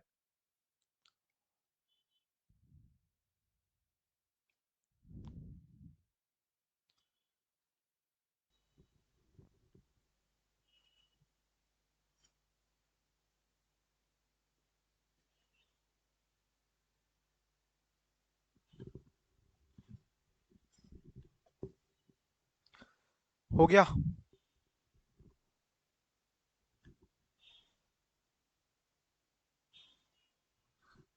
हो गया क्या, एक बार मुझे बता देना अगर हो गया तो.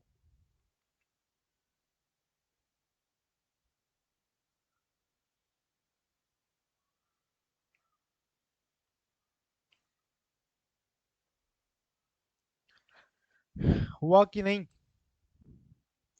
Yes sir. ये तो मेरे को देख के लग रहा है ये तो थोड़ा common sense based case study है. यस और नो?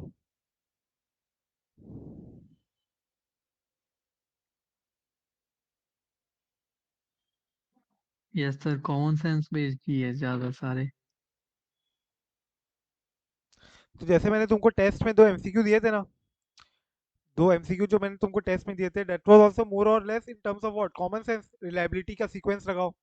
दूसरा था कि तुम क्या क्या मंगाओगे क्या क्या नहीं, एक्सक्लूड किसको करोगे, इंक्लूड किसको नहीं करोगे, कौन से बैलेंस को सप्लायर को या कौन से ट्रेड पेबल को इंक्लूड करोगे अपने सैंपल में. That was also asked by ICI only in their old MCQ book. Similarly ये भी आईसीआई ने डाला है, क्वेश्चन मोर और लेस उसी टाइप के दिख रहे हैं. Let's see. As regards to dormant, फटाफट से आंसर बताते जाओ. पहले का आंसर क्या आएगा तुम्हारे लिए? As regards dormant deposit accounts in the branch, तो बहुत सारे अकाउंट जो थे, CASA accounts, current account, saving account, deposit account जो थे वो डोरमेंट हो गए थे बहुत टाइम से. विच of the following is not part of duty of concurrent auditor, मतलब कॉन्करेंट ऑडिटर की क्या ड्यूटी नहीं है इस केस में जब वो डिपॉजिट अकाउंट चेक कर रहे हैं, particularly with respect to dormant deposit accounts. तो क्या मुझे वेरीफाई करना चाहिए dormant accounts are revived within appropriate authority, मतलब अगर डोरमेंट अकाउंट को तुम एक्टिव कर रहे हो तो एक अथॉरिटी अप्रूव करेगी उसके बाद ही होगा. Yes. Examining authorization for withdrawal, क्या डोरमेंट अकाउंट से विड्रॉल हो सकता है क्या? नहीं. तुम जाओगे तो तुमको पहले उसको अकाउंट एक्टिव करवाना पड़ेगा. तो examining the authorization for withdrawals, verifying that dormant accounts, following up with the account holders to ensure status of accounts remain active. तो तुम एक एक अकाउंट होल्डर से जा जाके बोलोगे क्या कि भैया एक्टिव रखो, अपना एक्टिव रखो? हम थोड़ी ना बैंक के बंदे, बैंक के बंदे भी इतना नहीं करते मेहनत तो, ठीक है। हाँ जी Verifying sir. that the dormant deposit at the branches aging more than 10 years have been transferred to DEAF, DEAF account. तो ये होगा, आरबीआई की रेगुलेशन होगी, रिक्वायरमेंट होगी, जैसे कि सेबी की रिक्वायरमेंट है ना, 7 साल तक अगर तुमने शेयर का डिविडेंड या शेयर का जो पैसा है वो नहीं दिया हुआ है शेयर होल्डर को, तो तुमको कहाँ ट्रांसफर करना पड़ता है, आईईपीएफ अकाउंट में, investor education and protection fund.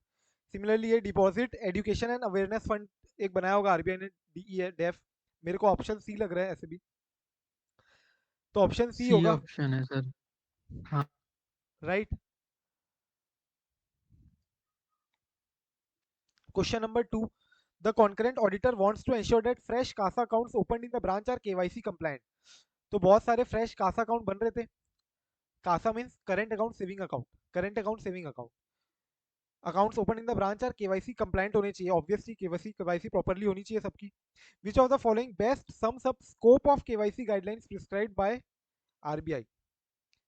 क्या लगता है तुमको इसमें से ए बी सी या D?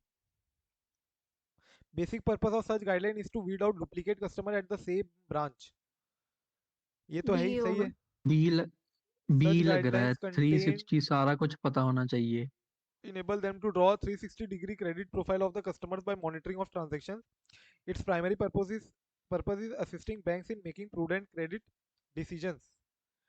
Such guidelines have a basic objective of ensuring credit of direct benefit transfer in accounts of deserving accounting holders. Such guidelines contain detailed requirements in respect of customer acceptance policy, क्या customer को identify procedure क्या होनी चाहिए, monitoring of transactions and risk management. D guidelines contain detailed requirement for banks to enable them to 360-degree credit profile of the customer by monitoring of transaction. By monitoring of transactions, its primary purpose is assisting banks in making prudent credit decisions. क्या लग रहा है, बोलो D भी सबका हो answer क्या है? सकता है वैसे। बी या डी डी, भी हो एक बोलो सकता भाई। है वैसे। बी या डी, सब लोग फटाफट बताओ। बी मतलब 360 वाला प्रोफाइल, ऐसे पता नहीं अब 360 में क्या आता है। नहीं सर, आई थिंक डी होगा। बाकी लोग, मधुलिका, सचिन, गौरव, संजना, सब बोलो।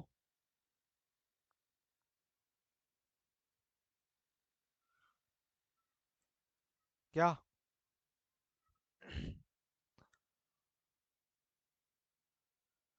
हाँ, गौरव, मधुलिका बोल रही है डी।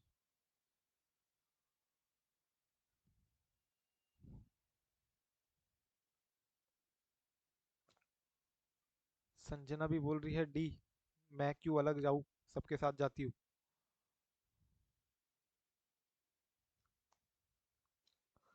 ठीक है, मेरे को भी डी लग रहा है ऐसे भी, ऑब्वियसली ऑप्शंस वाइज एलिमिनेट करते जाओ अगर तो बी और D were are best options, but उसमें भी बेस्ट अपने को क्या है, डी लग रहा है। एक बार देखते रहना आंसर्स को भी, ठीक है। Question number 3, which of the following statement is most appropriate as regards reporting of matters relating to temporary over limit in cash credit accounts and temporary overdraft जो हुआ इन करंट अकाउंट। तो टेम्पररी ओवर लिमिट जो हुआ था, इसके लिए क्या दिया था इन्होंने कि during the course of concurrent audit of particular month ही finds that temporary over limits are granted to few borrowers availing cash credit facility up to 10% of their respective sanction limit. Granting of such over limit falls within the power of chief manager of the said branch. It is also noticed by him that temporary overdrafts are allowed to few customers in their current accounts. However, granting of this temporary overdrafts also falls in the chief manager's delegated power. Temporary over limits and overdraft, as discussed above, have been adjusted and paid before the month end. Very good. तो विच of the following is most appropriate, क्या लग रहा है answer, क्या लग रहा है, बोलो। मधुलिका, गौरव। Most appropriate as regards reporting of matters relating to temporary over limit in cash credit and temporary overdraft in current accounts. Said instance cannot be reported as these fall in power of chief manager. Sir सी लग रहा है। Said instances can be reported in monthly concurrent audit report. No discussion is necessary with chief manager. Said instance can be reported in monthly concurrent audit report. However, discussion is necessary with chief manager in this aspect. या D, said instance cannot be reported as this fall in the power. Chief manager की power में है ना, chief manager ने कर दिया एक बार, तो फिर तुमको क्यों चूचू मच रही है? हाँ, क्या आएगा आंसर, सी या डी? सी आएगा या डी? सी आएगा। सी। ठीक है, रिपोर्ट करने में तो तुम पीछे हटोगे नहीं। Which of the following statement is most appropriate regarding sanction of fresh advances to borrowers in the same industry in a month from concurrent auditors perspective? तो यहाँ ऊपर में कहीं तो भी दिया था ना इन्होंने, सेम एक ही इंडस्ट्री के 5 लोग को दे दिया था एडवांस। ये रहा, sanction 5 advances to the same industry lacks diversity and lending decision of branch is not proper. He feels that branch approach is not proper. ये तुमको ही पता होगा कि मान लो मैं एक ही जगह लोन देते जाऊंगा, इंफ्रास्ट्रक्चर लोन देते जा रहा हूँ मान लो, और अचानक से कोविड टाइप का कुछ आ गया ना, नहीं आया बट इनके सपोज ऐसा कुछ आया सिनेरियो जहाँ पे रियल एस्टेट फिर से डाउनफॉल हो गया, इंफ्रास्ट्रक्चर वाले लोन नहीं पटा पा रहे, पैसे नहीं दे पा रहे, अभी तो रियल एस्टेट बूम पे है एकदम, बट सपोज ऐसा कोई सिनेरियो आता है, तो तुम अपना पूरा बुक को कंसेंट्रेटेड क्यों रखना चाहते हो? इसको अपन बोलते हैं concentration risk, risk of concentration. तुम्हारी बुक डाइवर्सिफाइड होनी चाहिए। बुक मतलब यहाँ लोन बुक की बात कर रहा हूँ मैं, ठीक है, लोन बुक, जो तुम्हारी लोन बुक है, किस किस को तुमने लोन दिया हुआ है, वो डाइवर्सिफाइड हो उतनी अच्छा, तो कॉन्सेंट्रेटेड नहीं होना चाहिए। So यहाँ बोल रहे which of the following is most appropriate regarding sanction of fresh advances to borrowers in the same industry in a month from concurrent auditors perspective? Such a lending lacks diversity and needs to be reported without fail. Without fail तुमको report करना ही करना है। Such a lending increases credit risk for branch and needs immediate attention of higher authorities of the bank. ये भी सही लग रहा है। Lending has been made with chief manager's powers. It does not fall in concurrent auditor's domain to question wisdom of lending decision conforming to bank norms। अगर मैं bank norms के तहत कर रहा हूँ तुम्हारा lending, so concurrent auditor has no right to question on the wisdom decision, lending decision wisdom। And fourth, although lending has been made with chief manager power, branch should have reported to higher authorities flagging sanction of fresh advances to the same industry repeatedly। Only this aspect should be reported in concurrent report। सिर्फ ये इतना सा aspect डालना चाहिए कि तुमने higher authority को नहीं बताया सैंक्शन करने के पहले, चीफ मैनेजर ने अपना अपने आप अप्रूव कर दिया और हायर अथॉरिटी को नहीं बताया। चीफ मैनेजर के हायर अथॉरिटी नहीं है क्या? उसके ऊपर की भी हायर अथॉरिटी बोल रहा होगा ये। क्या लग रहा है, बताओ कौन सा ऑप्शन लग रहा है बाकी सबको, फटाफट बताओ। B. B, diversity and needs to be reported, such a lending increases credit risk for branch, although lending has been made with chief manager power, branch should have reported to higher authority sanction of fresh advance to same industry। Only this aspect should be reported. जब भी कोई option में only बोलता है ना, तो डर जाया करो ऑप्शन से, जनरली हो सकता है वो ऑप्शन सही ना हो, ठीक है, या तुमको फॉल्स ऑप्शन चूज करने बोला है तो वो वाला ऑप्शन सही होगा। ये कुछ एमसीक्यू के बेसिक रूल है, थोड़े तुमको भी जितना सॉल्व करोगे उतने समझ में आते जाएंगे। तो ओनली वाले आंसर को अवॉइड करना है, और यहाँ पे एनीवे तुमको समझ में आ रहा है only this aspect should be reported in concurrent report, ऐसा तो होगा नहीं। ए और बी में रिपोर्ट सेम लग रही मेरे को, तो ए में भी रिपोर्टिंग में करूंगा, such a lending lacks diversity and needs to be reported without fail. Such a lending increases credit risk, दोनों ही हो रहा है, डाइवर्सिटी भी लैक्स है, क्रेडिट रिस्क भी बढ़ रही है मेरी।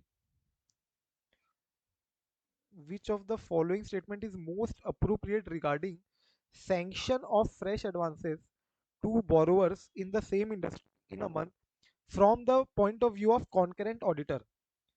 Lending has been made within chief manager's power. It does not fall in concurrent auditor's domain to question wisdom of lending decision conforming to bank norms।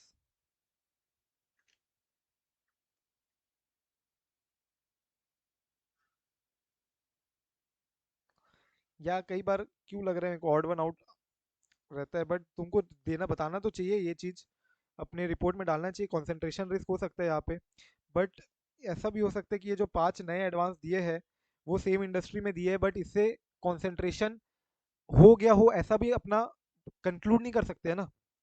मतलब समझ रहे हो, तुम्हारा total loan book already diversified होगी, अब तो तुमने नए नए 5 नए एडवांस दिए अभी अभी, तो वो तुमने एक ही इंडस्ट्री को दिए हो सकते हैं, but again that industry already might be only 7 to 8% of your total loans. Total loan book का 7-8% तुमने दिया है पावर सेक्टर को, 8-10% दिया इंफ्रास्ट्रक्चर को, 8-10% दिया केमिकल सेक्टर को, समझ रहे हो, कुछ दिया एमएसएमई को, एग्रीकल्चरल सेक्टर को। तो ये जो नए 5 एडवांस दिए हैं, obviously this lakhs diversity, but ये क्रेडिट रिस्क एक बार में बढ़ जाएगा क्या? या तो बी होगा या तो देखो सी होगा, या तो इसमें जो लास्ट वर्ड्स है ना कि from the concurrent auditors perspective, तो सी हो सकता है, क्योंकि कंकरेंट ऑडिट में हम ये तो नहीं देखते ना बैक एंड में कि वैसे हम भी एक ब्रांच का कर रहे हैं तो उसमें कॉटन और जिनिंग वाले सारे हैं मतलब पार्टीज जिन्हें क्वार्टर क्या? सीसीओ मतलब ओके, ये एक ही अगर सेम इंडस्ट्री के है। हाँ तो ऐसा तो फिर हम भी नहीं करते ना हाईलाइट नहीं रिपोर्ट करते हो तुम, क्योंकि सही बोल रहे हो। हाँ वही है मेन बात कि एकदम जब तुमको समझ में आ जाए कि मेरे टोटल लोन बुक का एक थ्रेशोल्ड होती है हर चीज की, समझ रहे हो, 30% से ज्यादा मेरा एक सेक्टर में नहीं जाना चाहिए। अगर ये तुमको समझ में आ रहा है, ये चीज आ रही है, तो ये तुमको हाईलाइट करना चाहिए। Just that these 5 advances have been provided to the same industry, so that does not prove कि डाइवर्सिटी नहीं है तुम्हारे लोन बुक में। ठीक है, कॉन्सेंट्रेटेड लोन बुक है, रिस्क को प्रूव नहीं करता, ये रिस्की लोन बुक है तुम्हारी। 5 एडवांसेस से क्या होगा, हजारों एडवांसेस होंगे, लाखों एडवांसेस दिए होंगे बैंकों ने। ठीक है, तो सी लग रहा है मेरे को भी। क्यों क्यों लगा मेरे को, पहले शुरू में बी लग रहा था, ए या बी लग रहा था। डी तो हटा सकते हो, लेकिन दोनों में चूज करना डिफिकल्ट है, समझ रहे हो। सी होगा आंसर इसका, फोर्थ का सी है। ठीक है, लास्ट देख लो एक बार फटाक से क्वेश्चन, क्या लग रहा है answer. As regard matter of levying of foreclosure charges को लगाए थे कि इन्होंने। What is the appropriate course for the concurrent auditor, matter should be reported even though it would lead to revenue loss. Revenue loss हो रहा है क्या report करने से? हाँ सर वो गलती से लगा दिए इसने नहीं लगाने चाहिए थे गाइडलाइन के मुजब The branch has levied foreclosure charges on outstanding credit facility pertaining to borrower by disregarding code of bank's commitment to MSME. तो एमएसएमई कोड है जो उसके तहत तो तुमको नहीं लगाना चाहिए था। बट एक महीने पहले, नहीं एक महीना नहीं, एक बोरोवर ने पहले क्लोज कर दिया अपना अकाउंट, मतलब लोन उसने पहले चुकता कर दिया होगा, इसलिए फोरक्लोजर चार्जेस लगा दिए तुमने। Borrower still having current account तो है ही उसके पास। तो अगर मैं ये रिवर्सल करता हूँ, मतलब एज एन ऑल्टर मैं ये अगर चीज रिपोर्ट करूंगा कि भैया तुमने कोड ऑफ एमएसएमई जो है तुम्हारा, which according to date MSME loan अगर वो लोग प्रीपे कर देते हैं तुम्हारे को, तो तुम एमएसएमई वालों के ऊपर चार्जेस नहीं लगाओगे, फोरक्लोजर चार्जेस तुमने लगा दिया है। अब मैं ये रिपोर्ट करूंगा तो तुम इस चार्ज को रिवर्स करोगे, जिसके कारण तुम्हारा रेवेन्यू इंपैक्ट होगा। तो क्या अब तुमको रिपोर्ट करना चाहिए क्या? यस और नो बोलो। The matter should be reported even though it lead to revenue loss. Matter should not be reported. Matter should be reported. Matter concerns branch management decision. It does not fall in purview of concurrent audit. ठीक है भाई। तो matter should not be reported में क्या reason दे रहे हैं, as it is part of duties of concurrent auditor to safeguard branch interest. गलत ही है पक्का, ए आएगा आंसर तो। ठीक है, कोई दिक्कत किसी को?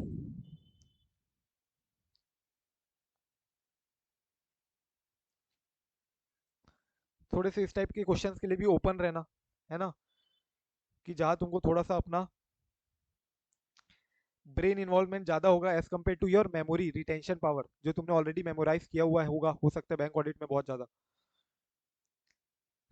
अभी आ जाओ ग्रुप ऑडिट। ग्रुप ऑडिट में आ जाओ फटाक से, लेट्स फिनिश दैट ऑफ।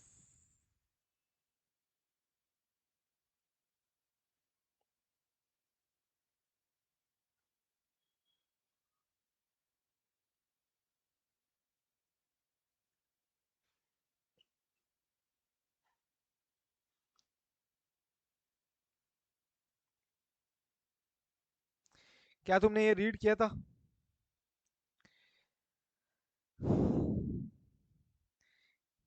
ये मैंने होमवर्क दिया था ना रीड करने के आना। कोई डाउट है किसी को? देखो रीड करके आते तो तुम पूछ पाते डाउट, अब तुम नहीं आए, तुम्हारा लॉस हो रहा है यहाँ पे, इसलिए बोलते होमवर्क किया करो। बोलो करके आए हो कि करवाऊँ मैं, बताओ एक चीज तो।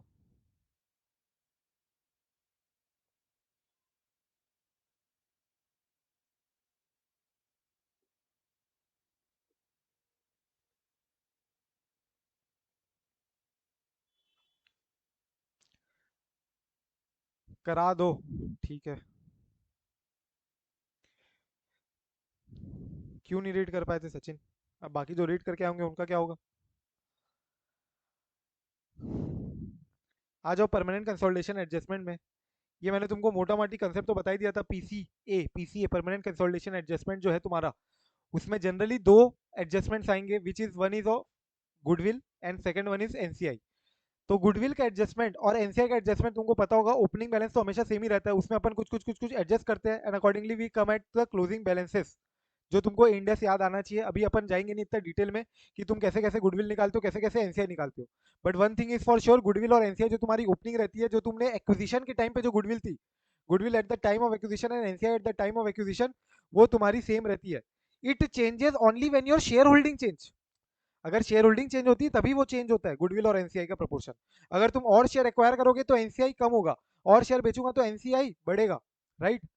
So that's how goodwill and NCI changes irrespective of other things, they remain same. तो इसलिए अपन इसको क्या बोलते हैं, permanent adjustments, permanent consolidation adjustment.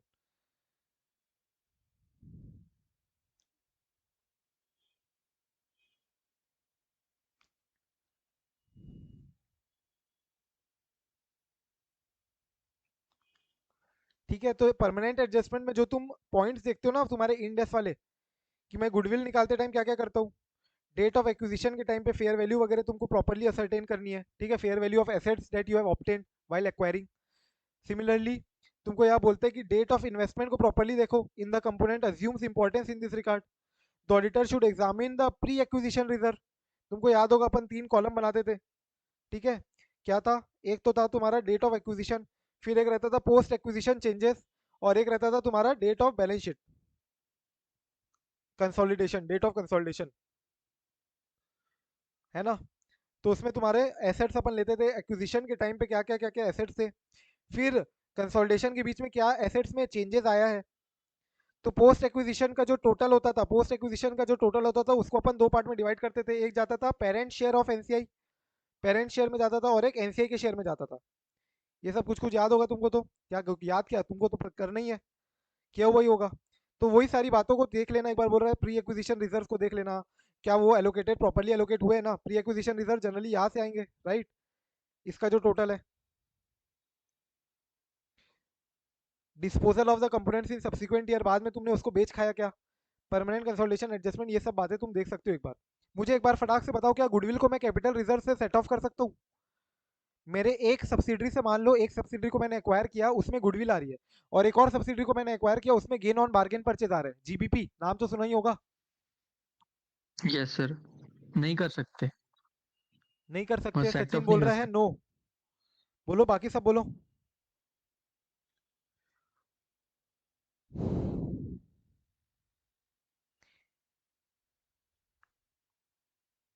कहाँ पे मना किया हुआ है?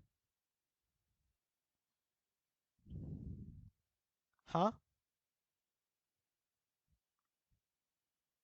कहाँ पे मना किया हुआ है?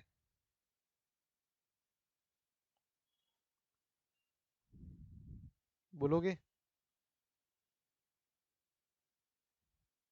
किस हिसाब से नो बोल रहे हो, बोलो तो।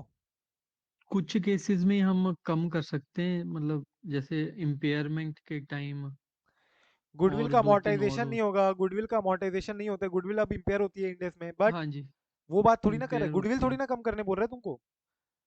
गुडविल कम थोड़ी ना करोगे, गुडविल तो उतनी रहेगी, सेट ऑफ करके नेट फिगर बाहर दिखाएंगे जब अपन, तो क्या मैं उसको सेट ऑफ करके बाहर पे नेट नेट वाली फिगर दिखा सकता हूँ क्या?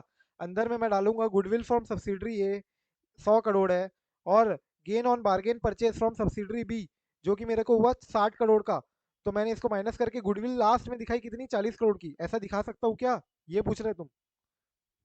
नेट फिगर पता तुमको नहीं सर, चालीस ये करोड़ की दिखाने। क्वेश्चन ऐसे किया नहीं इसका कोई पर्टिकुलर, ये वाला पॉइंट,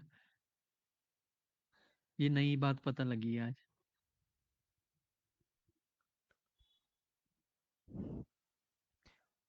तो ये तुम्हारे इंडेक्स में है एक्चुअली, तुमने किया हुआ नहीं होगा अभी तक तो, क्योंकि लेकिन मेरे को याद है मेरे अटेम्प्ट में तो था, एंड आई रिमेंबर कि तुम्हारे इसको सेट ऑफ करके दिखा सकते हो, ठीक है, नेट ऑफ करके दिखाते हैं इसमें।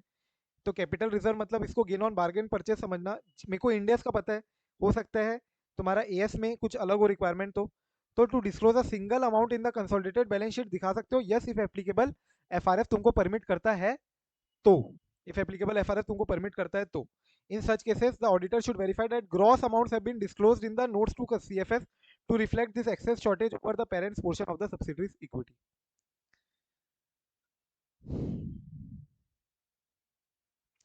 अब आ जाओ करंट पीरियड कंसोलिडेशन एडजस्टमेंट में।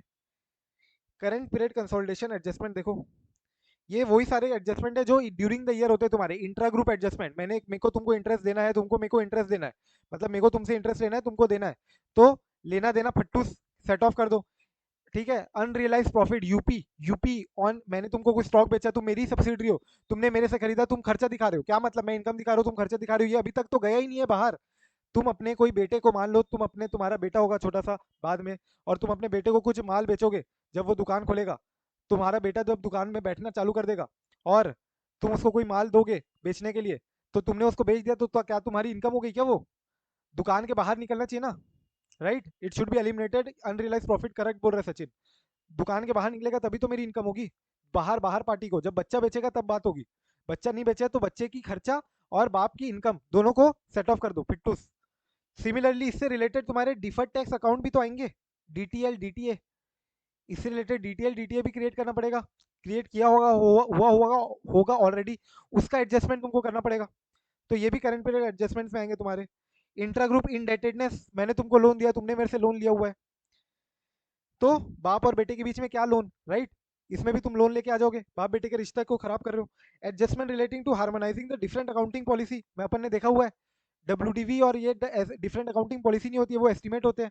सिमिलरली फीफोर्ड weighted average method, adjustment to FS for recognizing subsequent events or transactions that occur between balance sheet date and the date of auditor's report on the CFS of the group।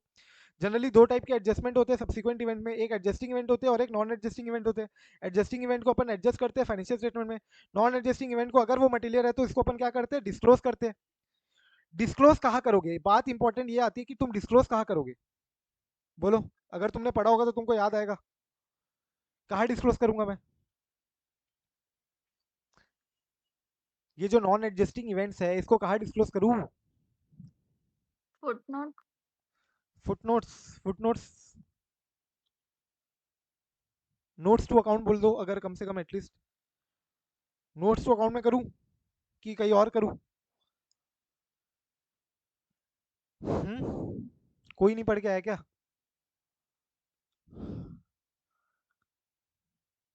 Homework देना बंद कर दूं? Audit report में बोल रहे हो तुम? Audit report, अरे मैनेजमेंट की बात चल रही है अभी, मैनेजमेंट को रिपोर्ट करना है। मैनेजमेंट फाइनेंशियल स्टेटमेंट बनाती ना, तो non adjusting adjusting event management adjust कर देती है एफएस में। नॉन एडजस्टिंग इवेंट का मैनेजमेंट क्या करती है भैया, मटेरियल रहता है तो उसको डिस्क्लोज करती है। अब डिस्क्लोज करती तो कहाँ डिस्क्लोज करती, पूछ रहा हूँ। मधुलिका भी बोल रही नोट टू अकाउंट में, लाइन पढ़ो एक बार, क्या लिखा है?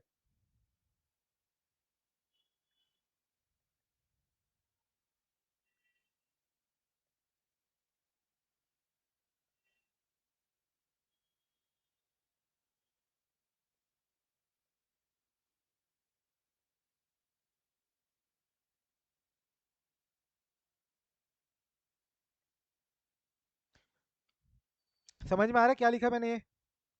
अगर तुमको एस एप्लीकेबल है तो तुम बोर्ड रिपोर्ट में दिखाओगे इसको, और इंडेस है तो तुम अपने नोट्स टू अकाउंट में दिखाओगे फाइनेंशियल स्टेटमेंट में। देखो वही बात लिखी हुई है वहां पे।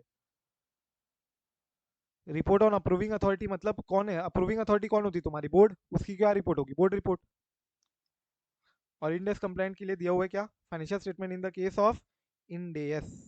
क्या क्या डिस्क्लोज करोगे? Nature of the event, amount of the event, इसका इफेक्ट कितना आ रहा है मेरे फाइनेंशियल स्टेटमेंट के ऊपर, क्या एस्टिमेट मुझे बनाना पड़ सकता है। क्लियर है क्या? मार्क करना, अगेन इंपॉर्टेंट, हो सकता है एमसीक्यू पूछे। देखो जो नॉर्मल जनरल पॉइंट्स होते हैं वो तो तुम एमसीक्यू में तुम ऑटोमेटिकली बाय लॉजिकल और बाय योर रिकॉलेबिलिटी पावर तुम रिकॉल कर ही लोगे। लेकिन कुछ स्पेशल चीज है अगर, तो इसको तुम अगर ध्यान से नहीं करोगे तो हो सकता है मिस आउट कर दो और एमसीक्यू गलत ऑप्शन चूज करोगे फिर। ठीक है।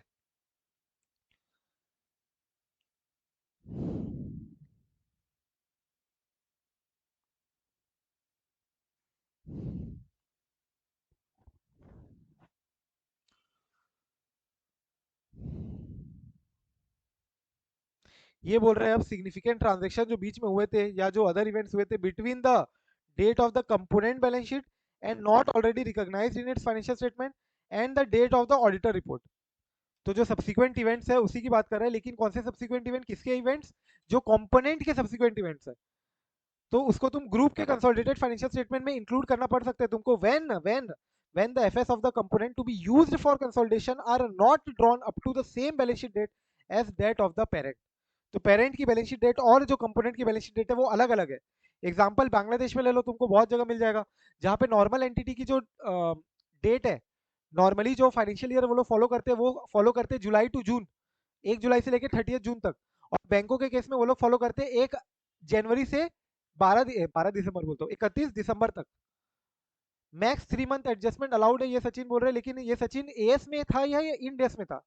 एएस के केस में कुछ और था कि इंडेस में 3 मंथ अलाउड था, कि एएस में 3 मंथ अलाउड है, इंडेस में ज्यादा है? इंडेस में 3 मंथ है, तो एएस में कितना था? पता नहीं। ठीक है, एएस में 6 महीना है, ये यहीं पे लिखा हुआ है, यहाँ पे नीचे अपन देखेंगे। तो यहाँ पे क्या बोल रहे हैं कि तुम्हारा बैलेंस शीट डेट जो कंपोनेंट की और पेरेंट की वो हो सकती है अलग अलग हो। जैसे मैंने तुमको अभी एग्जांपल दिया, नॉर्मल बैलेंस शीट कॉर्पोरेट देखोगे तुम, उनकी बैलेंस शीट देखोगे तो 30 जून की दिखेगी, और बैंकों की देखोगे तो 31 दिसंबर की दिखेगी। सिमिलरली यूएस में तुम्हारी कोई यूएस में सब्सिडरी है, वहां वो ऑपरेट कर रही है, तो उनका फाइनेंशियल ईयर दिसंबर एंडिंग होता है, राइट? बहुत जगह फाइनेंशियल ईयर अलग अलग होते हैं, अपना फाइनेंशियल ईयर मार्च एंडिंग है। तो date is how date they are wanting to emphasise. Secondly, कोई फॉरेन कंपोनेंट है तो उसको तुमको गैप कन्वर्जन करना पड़ेगा, अकॉर्डिंगली उसके बाद एडजस्टमेंट करना पड़ेगा। इक्विटी मूवमेंट की बात कर रहे हैं यहाँ पे। अब मुझे बताओ, क्या तुम्हारा जो एनसीआई है, एनसीआई क्या वो नेगेटिव हो सकता है क्या?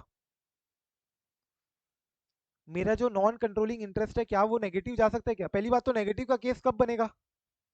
सचिन बोल रहे हैं यस। कब बनेगा रे सचिन नेगेटिव का case?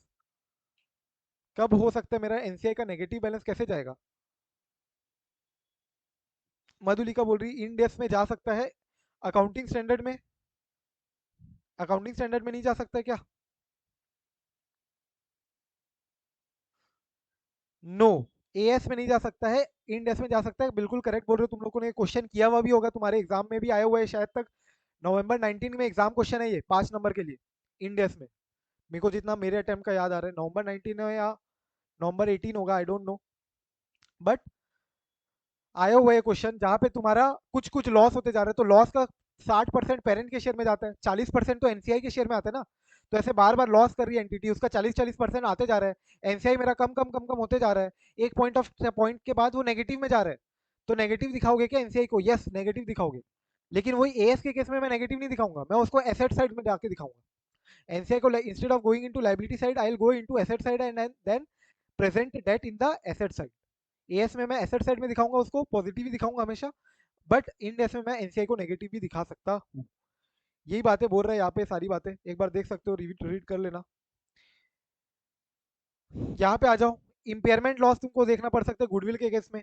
Financial statement of the components used in the consolidation should be drawn up to the same reporting date, जो अभी सचिन बोल रहा था, दोनों की रिपोर्टिंग डेट सेम होनी चाहिए, कंपोनेंट की, पेरेंट की। अगर अलग अलग है, तो इन डेस के केस में मैक्सिमम 6 महीना नहीं, मैक्सिमम 3 महीना, और एएस के केस में मैक्सिमम 6 महीना ही पुरानी रिपोर्टिंग डेट होनी चाहिए तुम्हारी। जो तो डिफरेंस है ना, डिफरेंस तुम्हारा 6 महीने के ऊपर नहीं जाना चाहिए in the case of accounting standard, and in the case of Ind AS तुम्हारा 3 महीने के ऊपर डिफरेंस नहीं जाना चाहिए। एएस में तो 6 महीने के ऊपर डिफरेंस कभी जाएगा भी नहीं, 6 महीने के ऊपर डिफरेंस कैसे जाएगा कभी?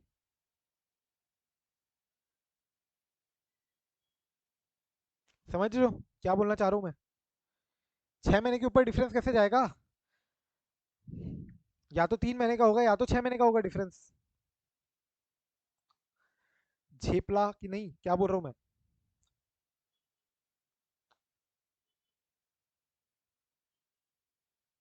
यस और नो? 6 महीने के ऊपर का डिफरेंस का कोई केस बता सकते हो क्या मेरे को? बताओ कैसे होगा 6 मंथ से ज्यादा का डिफरेंस? मेरा 31 मार्च है, अपने इंडिया में 31 मार्च है फाइनेंशियल ईयर एंड। तो कौन सी ऐसी एंटिटी है जिसका फाइनेंशियल ईयर एंड कोई और होगा, तो मोर देन 6 मंथ्स ओल्ड बोल सकते हैं अपन इसको?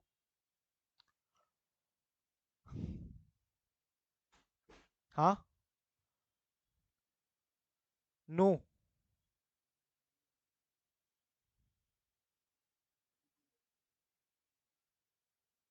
हम्म, यस और नो? नो, यस सचिन बोल रहे नो। तो वही है, तुमको कुल मिला के कुछ नहीं है, सोच के मैं तो तुमको जानबूझ के थोड़ा बोल रहा हूँ, दिमाग लगाने बोल रहा हूँ, ताकि तुमको रिटेन रहे ये बात। इसमें लगाओगे दिमाग तभी तो रिटेन रहेगा ना, तुम कुछ बोलोगे नहीं, चुपचाप बस सुनते रहोगे तो कैसे होगा? So should not be more than 6 months in the case of FS under AS and 3 months in the case of FS under Ind AS. Consistency का फंडामेंटल अजम्पशन तुमको हर समय अप्लाई करते रहना है. रिपोर्टिंग पीरियड में कोई भी चेंजेस है तो वो सब तुमको देखते रहना है. ये तुम एक बार रीड कर लो. अपन आते हैं अभी डिस्क्लोजर रिक्वायरमेंट में. एक बार रीड कर लो फटाफट से. एक एक लाइन को अच्छे से रीड कर लो. कोई भी लाइन से एमसीक्यू आ सकता है. बोल रहा हूँ.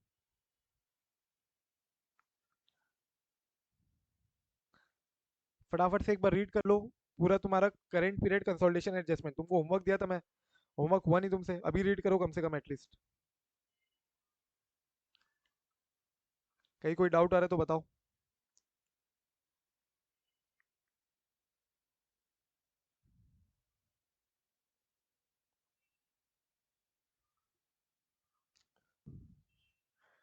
चले रीड कर लिए क्या.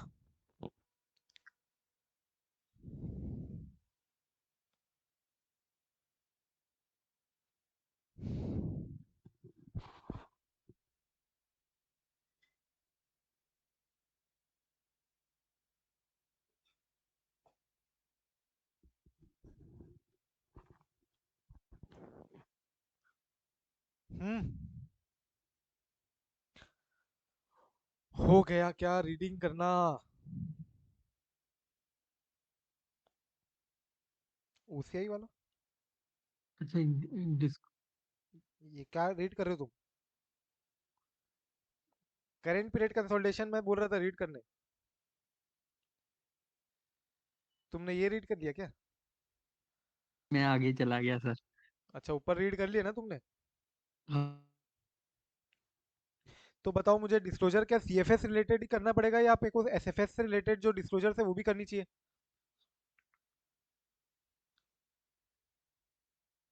सीएफएस वाले ही आएंगे, मतलब कुछ एसएफएस के रिलेटिंग भी होंगे, हम्म. मतलब डिपेंड कौन से अपॉन, होंगे मतलब जो. बेसिक हाँ.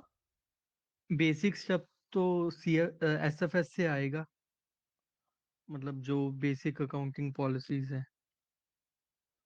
तो वही बोल रहा हूँ मैं कि जो एसएफएस में ऑलरेडी डिस्क्लोज्ड है ऑलरेडी रिपोर्टेड डिस्क्लोज्ड है वो सेम चीज तुम रिपीट करोगे क्या सीएफएस में भी.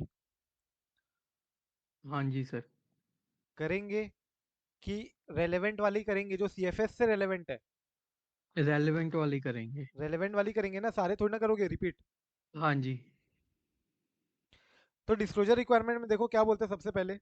Auditor should examine the notes required by the accounting standard. Auditor should examine the notes required by the AS which are necessary for presenting a true and fair view of the consolidated financial statement have been included in the CFS as an integral part thereof.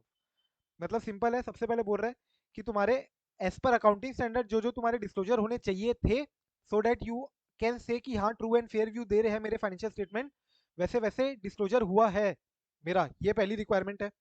Second requirement है तुमको इसके अलावा additional requirement additional information statutory information disclose करना चाहिए in the SFS जो हुआ था and parent having bearing on the true and fair view of the CFS.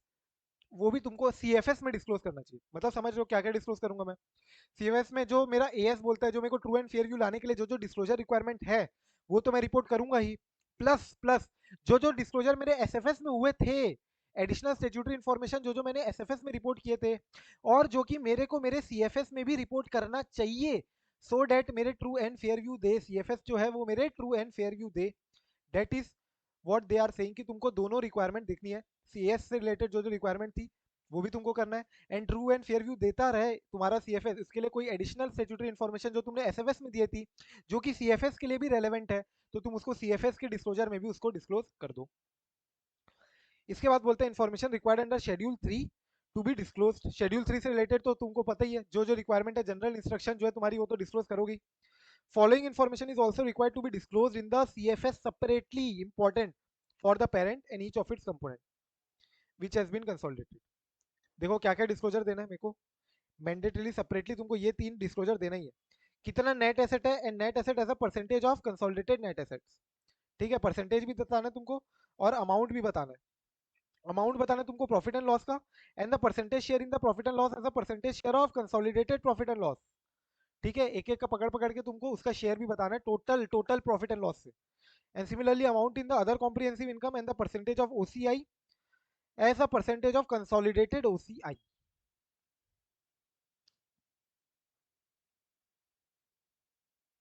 ठीक है, तो या तो तुम सिंगल लाइन आइटम में सेपरेटली डिस्क्लोज करो या फिर एडजस्ट करके डिस्क्लोज करो, कोई दिक्कत नहीं है, बट डिस्क्लोज करो। ठीक है, देख लो एक बार डिस्क्लोजर रिक्वायरमेंट फटाक से।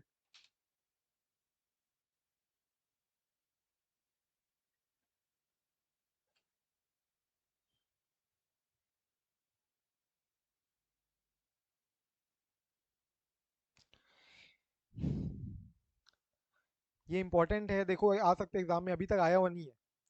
इसके बाद का वाला देखोगे, डिस्क्लोजर नॉट रिक्वायर्ड, तो मेरा एक रिवीजन वीडियो है डला हुआ है 1 घंटे का, वो देखोगे तुम। तो मई 22 में डाला था मैंने ये वाला रिवीजन वीडियो। इस रिवीजन वीडियो में मैंने तुमको पर्टिकुलरली 2-3 क्वेश्चन बोले थे जो कि आए हुए नहीं है अभी तक, और जो आ सकते हैं, जिसमें से एक मैंने इसको पर्टिकुलरली एम्फेसाइज किया था। अभी भी यूट्यूब में है, देख सकते हो तुम उसको। मैं तुमको वही वीडियो रेफर करने के लिए भी बोलूंगा, for your revision purpose, revision करना है अगर तो वो रिवीजन करने के लिए वो वीडियो परफेक्ट है, रेफर कर सकते हो उसको। कोई चेंजेस है नहीं तुम्हारे सीएफएस को और ग्रुप ऑडिट दोनों चैप्टर में, कोई मेजर डिफरेंस है ही नहीं, सिर्फ नया क्वेश्चन कुछ कुछ ऐड हुए बस, जो कि अपन देख लेंगे अभी तुरंत। तो रेफर करने के लिए, वो रिवीजन के लिए वो रेफर कर सकते हो, 1 घंटे में पूरा रिवाइज किया है उसमें मैंने। पर्टिकुलरली ये वाला एक क्वेश्चन हो गया, और एक उसके ऊपर तुम्हारा अपन ने मटेरियलिटी वाला क्वेश्चन देखा था, याद है कि ग्रुप लेवल की मटेरियलिटी कैसे कंप्यूट करेंगे, ये वाला। ये दोनों क्वेश्चन मैंने स्पेसिफिकली एम्फेसाइज करवाया था कि ये अभी तक आए नहीं है, आए नहीं है, आ सकते हैं सीएफएस चैप्टर में से। कुछ पोर्शन है जो अभी तक टेस्ट नहीं किया है, और ये आया उसके बाद। और उसके बाद आ गया ये वाला क्वेश्चन नवंबर 22 में, ये डिस्क्लोजर्स नॉट रिक्वायर्ड। देखो क्वेश्चन क्या है बाजू में, प्रिंसिपल ऑडिटर, एक सेकंड दिख नहीं रहा होगा,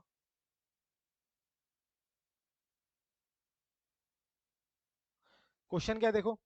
Principal auditor is of the view that only those information and explanation should form part of the notes to the CFS which are relevant at group level। ये बोल रहा है कि सिर्फ ग्रुप लेवल पे जो जो रेलेवेंट है उसी को हम नोट, यानी इंपॉर्टेंट उसी को मार्क करेंगे। Please mention any 5 aspects which are given in the notes to the separate financial statements of the parent and the subsidiaries which need not be disclosed in the CFS। मतलब तुम SFS में डालोगे लेकिन CFS में नहीं डालोगे। Separate financial statements में मैं डिस्क्लोज करूंगा, लेकिन कंसोलिडेटेड फाइनेंशियल स्टेटमेंट में डिस्क्लोज नहीं करूंगा। ऐसे कौन कौन से मैटर है, इसमें से 5 एग्जांपल दो। जितने अपने कितने एग्जांपल दिए, 9 एग्जांपल दिए, इसमें से तुमको 5 पॉइंट मांग रहे हैं वो। क्या बताना चाह रहा था मैं, ये बताना चाह रहा हूँ कि जो चीज लग रहा है मेरे को कि इंपॉर्टेंट है अगर, और वो मैं बोल रहा हूँ कि नहीं आया अभी तक, तो उसको स्पेसिफिकली और ज्यादा इंपॉर्टेंट मार्क करके चला करो। ये नहीं कि ये नहीं आया तो आगे भी नहीं आ सकते, that becomes even more important. ये आ गया ना, उसके बाद देखो नवंबर 22 का क्वेश्चन है, और ये एमटीपी नवंबर 2023 में भी कवर्ड है। क्वेश्चन 2 भी 5 मार्क्स नवंबर 22, और ये एमटीपी में भी आया हुआ है। देखो disclosure not required, based on the above discussion in the case of company the information such as the following cannot or should not or need not be disclosed, I will say need not be disclosed in the CFS since it is already disclosed where it is already disclosed in the SFS में already disclose है। तो सबसे पहले जो bonus share का source है, तुम कहाँ से बोनस शेयर इशू कर रहे हो, क्या तुम प्रॉफिट को कैपिटलाइज कर रहे हो या सिक्योरिटी प्रीमियम रिजर्व में से बांट रहे हो, कहाँ से बांट रहे हो, ये तुमको डिस्क्लोजर एसएफएस में करना होता है, लेकिन सेम डिस्क्लोजर तुमको सीएफएस में नहीं करना है। ठीक है, फिर उसके बाद तुम्हारा जो अनयूटिलाइज मनी है, तुम उन्हें उसको कहाँ कहाँ कैसे कैसे क्या क्या चीजों में यूटिलाइज किया, again this will be disclose in the SFS, will not be disclose in the CFS.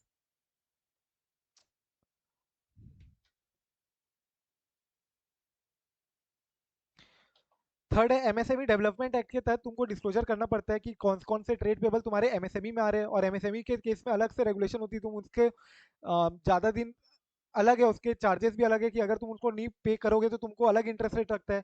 30 days 15 days अलग लिमिट होती है उसमें। MSME development act, disclosure required under MSME development act.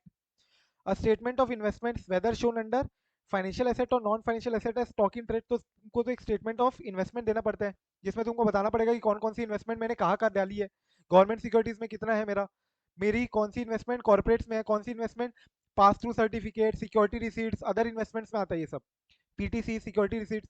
Similarly मेरी कितनी इन्वेस्टमेंट हेल्ड फॉर ट्रेड है, held for sale है, या held to maturity है, ये सब तुमको एक स्टेटमेंट ऑफ इन्वेस्टमेंट देना पड़ता है।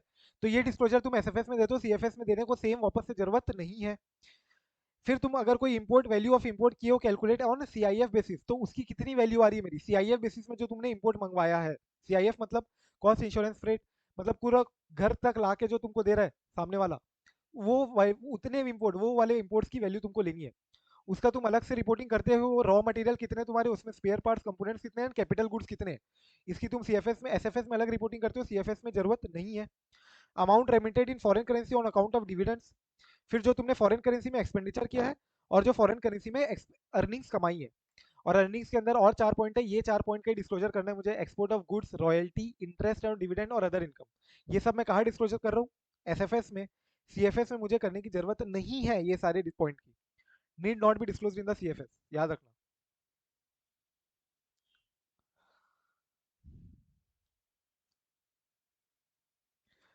अब मैनेजमेंट रिप्रेजेंटेशन है, इसके बाद यहाँ से भी क्वेश्चन आए नहीं अभी तक, और एक क्वेश्चन इंस्टीट्यूट ने दिया है तो ये मैंने इंक्लूड किया है यहाँ पे। एक CA Kajal is nearing completion of audit of CFS, she requires return representation from the parents management on matters material to the CFS, जो जो इंपॉर्टेंट पॉइंट्स है for the preparation of the consolidated financial statement, उससे regarding तुमको management से representation चाहिए अगर, तो एक बार खुद से सोचो क्या क्या मांगोगे तुम मैनेजमेंट से।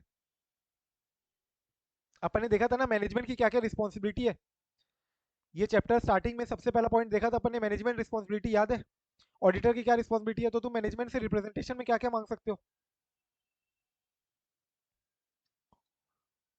सारा मतलब कंपोनेंट की डिटेल्स वगैरह सारी, सारे कंपोनेंट की डिटेल्स दी हुई है उसने So how मैनेजमेंट में। exactly the management identified the components and that these components which have been identified are complete exhaustive, ठीक है, सारे के सारे कंपोनेंट ने मैनेजमेंट ने आइडेंटिफाई कर दिया और ये लिस्ट तुमको दे देगी मैनेजमेंट, ये कंफर्मेशन रिप्रेजेंटेशन मांग सकते हो। और एडजस्टमेंट का पूछ सकते हैं कि ठीक से डाली हुई है उसने, मतलब जो करेक्ट, तो जो परमानेंट परमानेंट कंसोलिडेशन एडजस्टमेंट है और करंट पीरियड कंसोलिडेशन एडजस्टमेंट्स है, ये सारी जो इंट्रा ग्रुप एलिमिनेशंस है, UP elimination, deferred tax liability और डिफर्ड टैक्स एसेट का एडजस्टमेंट, ये सारी चीजें का अप्रोप्रिएटनेस एंड कंप्लीटनेस के ऊपर उनसे मांग सकते हो। सिमिलरली कंसोलिडेटेड फाइनेंशियल स्टेटमेंट है तो इसमें बहुत सारे ग्रुप्स इन्वॉल्व है, तो सेम एंटिटी का तुम्हारे होल्डिंग हो सकती है और वो एंटिटी का किसी और के एंटिटी में होल्डिंग हो सकती है, तो रिलेटेड पार्टी ट्रांजेक्शन का तुमको पर्टिकुलरली रिपोर्टिंग करना पड़ सकता है। सो मैनेजमेंट को कंफर्मेशन देना होता है ना कि उसने सारी रिलेटेड पार्टी रिपोर्टिंग की है, सारे आरपीआरटीज डिस्क्लोज किया है ऑडिटर को, याद है ऐसे 550 आरपीआरटीज मैनेजमेंट को देना पड़ता है, तो उसका भी रिटर्न रिप्रेजेंटेशन तुम मांग सकते हो। ये सारे कुछ पॉइंट्स दिए हुए देख सकते हो। इसके अलावा लास्ट टॉपिक है फिर अपना रिपोर्टिंग के ऊपर।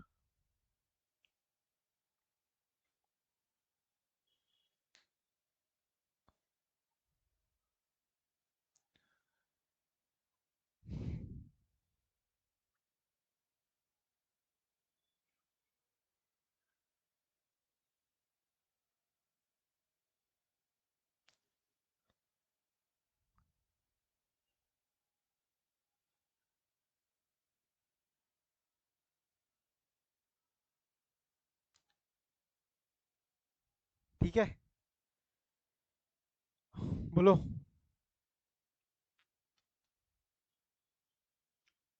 एफआरएफ के ऊपर दैट इज तो मैनेजमेंट से ये भी कंफर्मेशन मांग सकते हो कि CFS has been prepared in accordance with applicable FRF. Correct है सचिन। रिपोर्टिंग में आ जाओ, रिपोर्टिंग।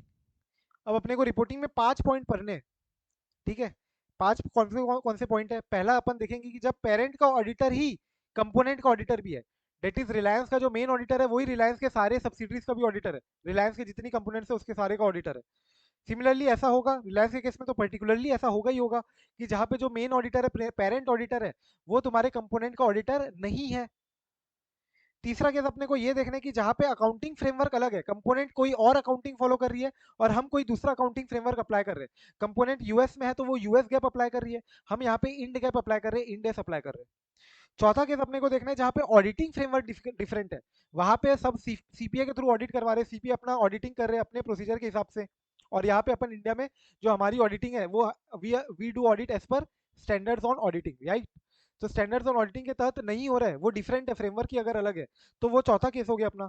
और लास्ट केस हो गया कंपोनेंट ऑडिटेड ही नहीं है, तो कर लो बात, कंपोनेंट ऑडिटेड ही नहीं है तो अलग लास्ट केस हो गया, वो अपन देखेंगे। तो ये 5 केस में अपन को चर्चा करना है, अभी फटाक से आ जाओ। जब पेरेंट का ही ऑडिटर सारे उसके कंपोनेंट का भी ऑडिटर है, तो मुझे एक बात बताओ, क्या यूज ऑफ अदर ऑडिटर आएगा क्या यहाँ पे, ऐसे 600 ट्रिगर होगा क्या?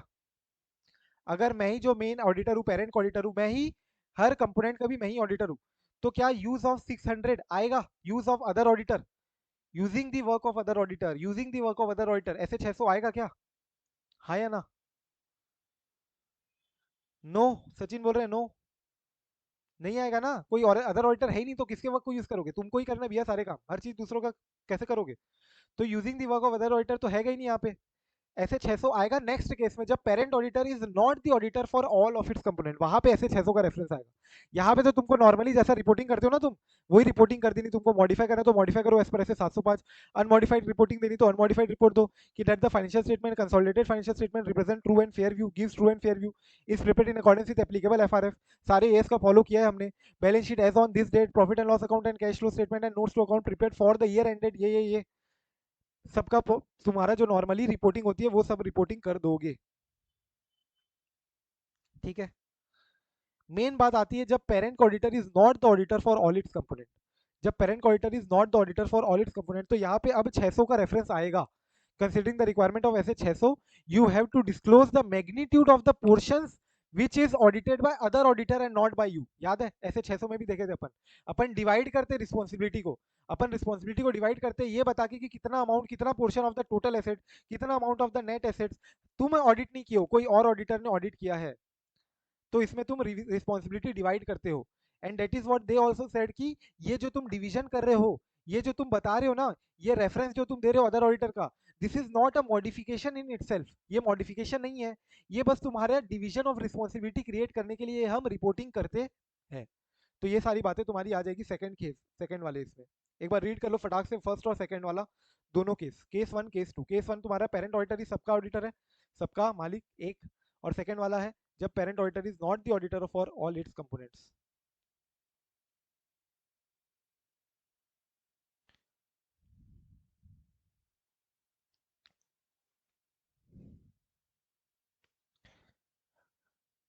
यस और नो?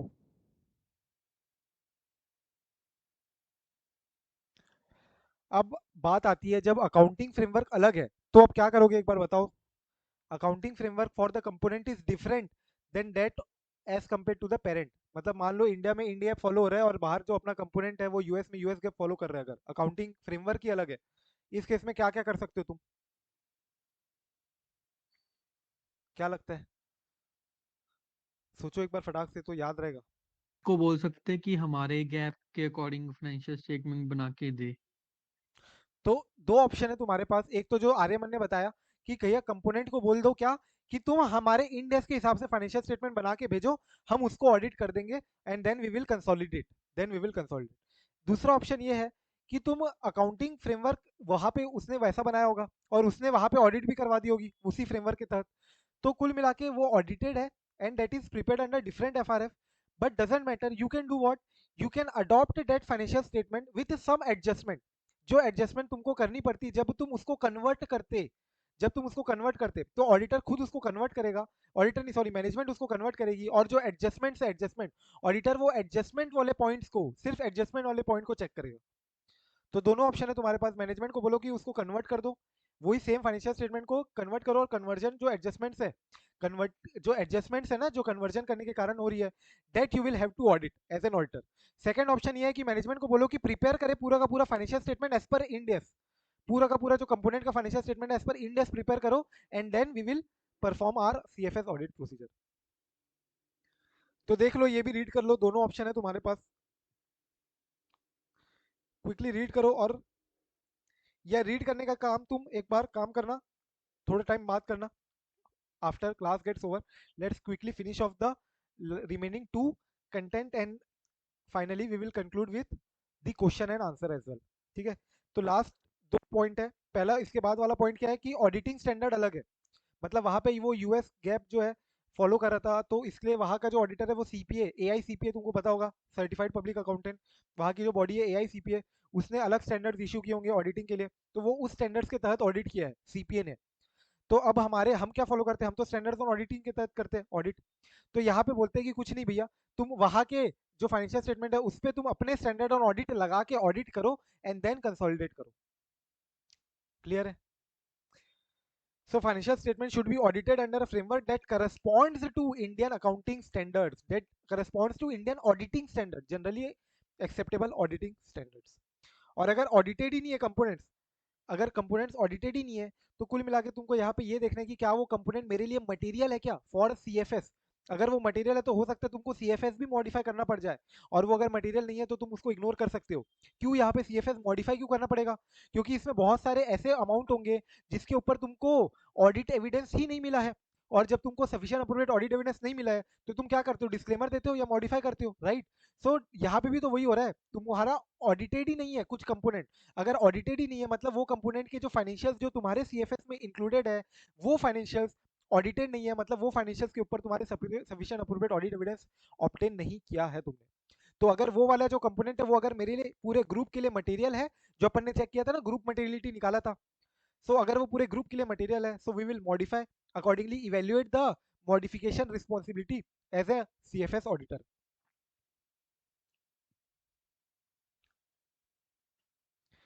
तो देखो टेस्ट योर अंडरस्टैंडिंग का क्वेश्चन नंबर 3 देख सकते हो तुम, इसी से रिलेट करता है, पूरा पूरा क्वेश्चन इसी सिनेरियो में बनाया हुआ है जो अभी अपन ने 5 पॉइंट पढ़ा। तो एक बार ये होमवर्क करके आओ, ये टेस्ट योर अंडरस्टैंडिंग का क्वेश्चन नंबर 3, और ये तुम्हारा क्या हो गया, एमसीक्यू। ये एमसीक्यू अभी सॉल्व करो, and we will discuss this tomorrow if you have any doubt. कोई डाउट है तो अपन डिस्कस कर लेंगे। टेस्ट योर अंडरस्टैंडिंग 3 ये पूरा का पूरा केस स्टडी है, ये इसी 5 पॉइंट के ऊपर डिस्कशन किया इन्होंने, तो ये 5 पॉइंट को एक बार रीड भी कर लेना, इसके ऊपर ये वाला क्वेश्चन भी देख लेना, and then also solve your case based MCQ. Case based MCQ एक बार देख लेना। We will go through this if at all it is required. तुमको कोई डाउट है तो अपन कल देख लेंगे, ठीक है?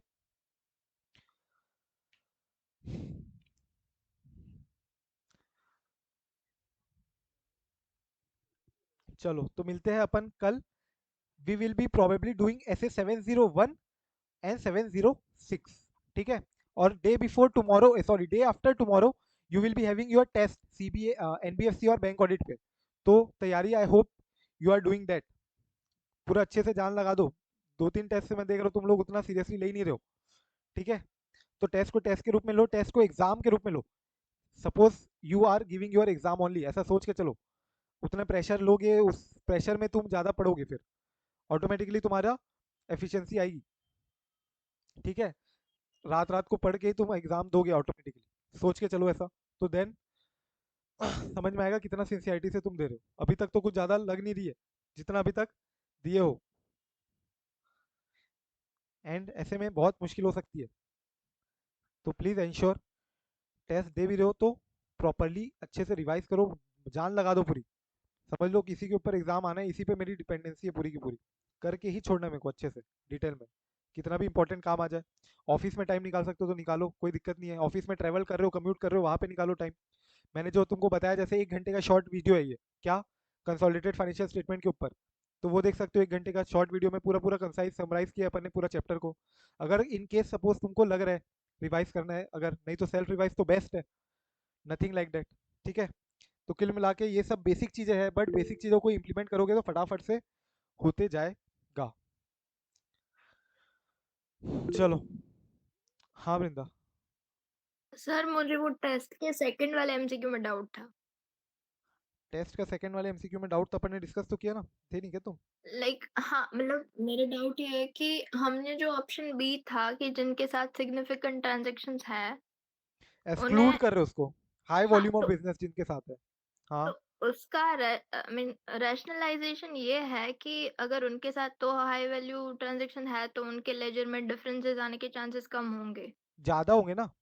अगर तुम जिनके साथ ज़्यादा वॉल्यूम बिजनेस तुम्हारा ज़्यादा है, अगर हाई वॉल्यूम ऑफ बिजनेस है, तो उनके बीच में रिकन्सिलेशन होने की चांसेस और ज़्यादा है, तुमको डिफरेंसेस ज़्यादा मिल सकते हैं। जैसे यहाँ पे डिफरेंस मिला था तुमको ज़्यादा, अगर बैलेंसेस ज़्यादा वॉल्यूम हो रहा है तो ईयर एंड में भी ज़्यादा वॉल्यूम हो सकता है, ईयर एंड में हो सकता है, या कहीं भी कहीं पे भी कुछ छूट सकता है।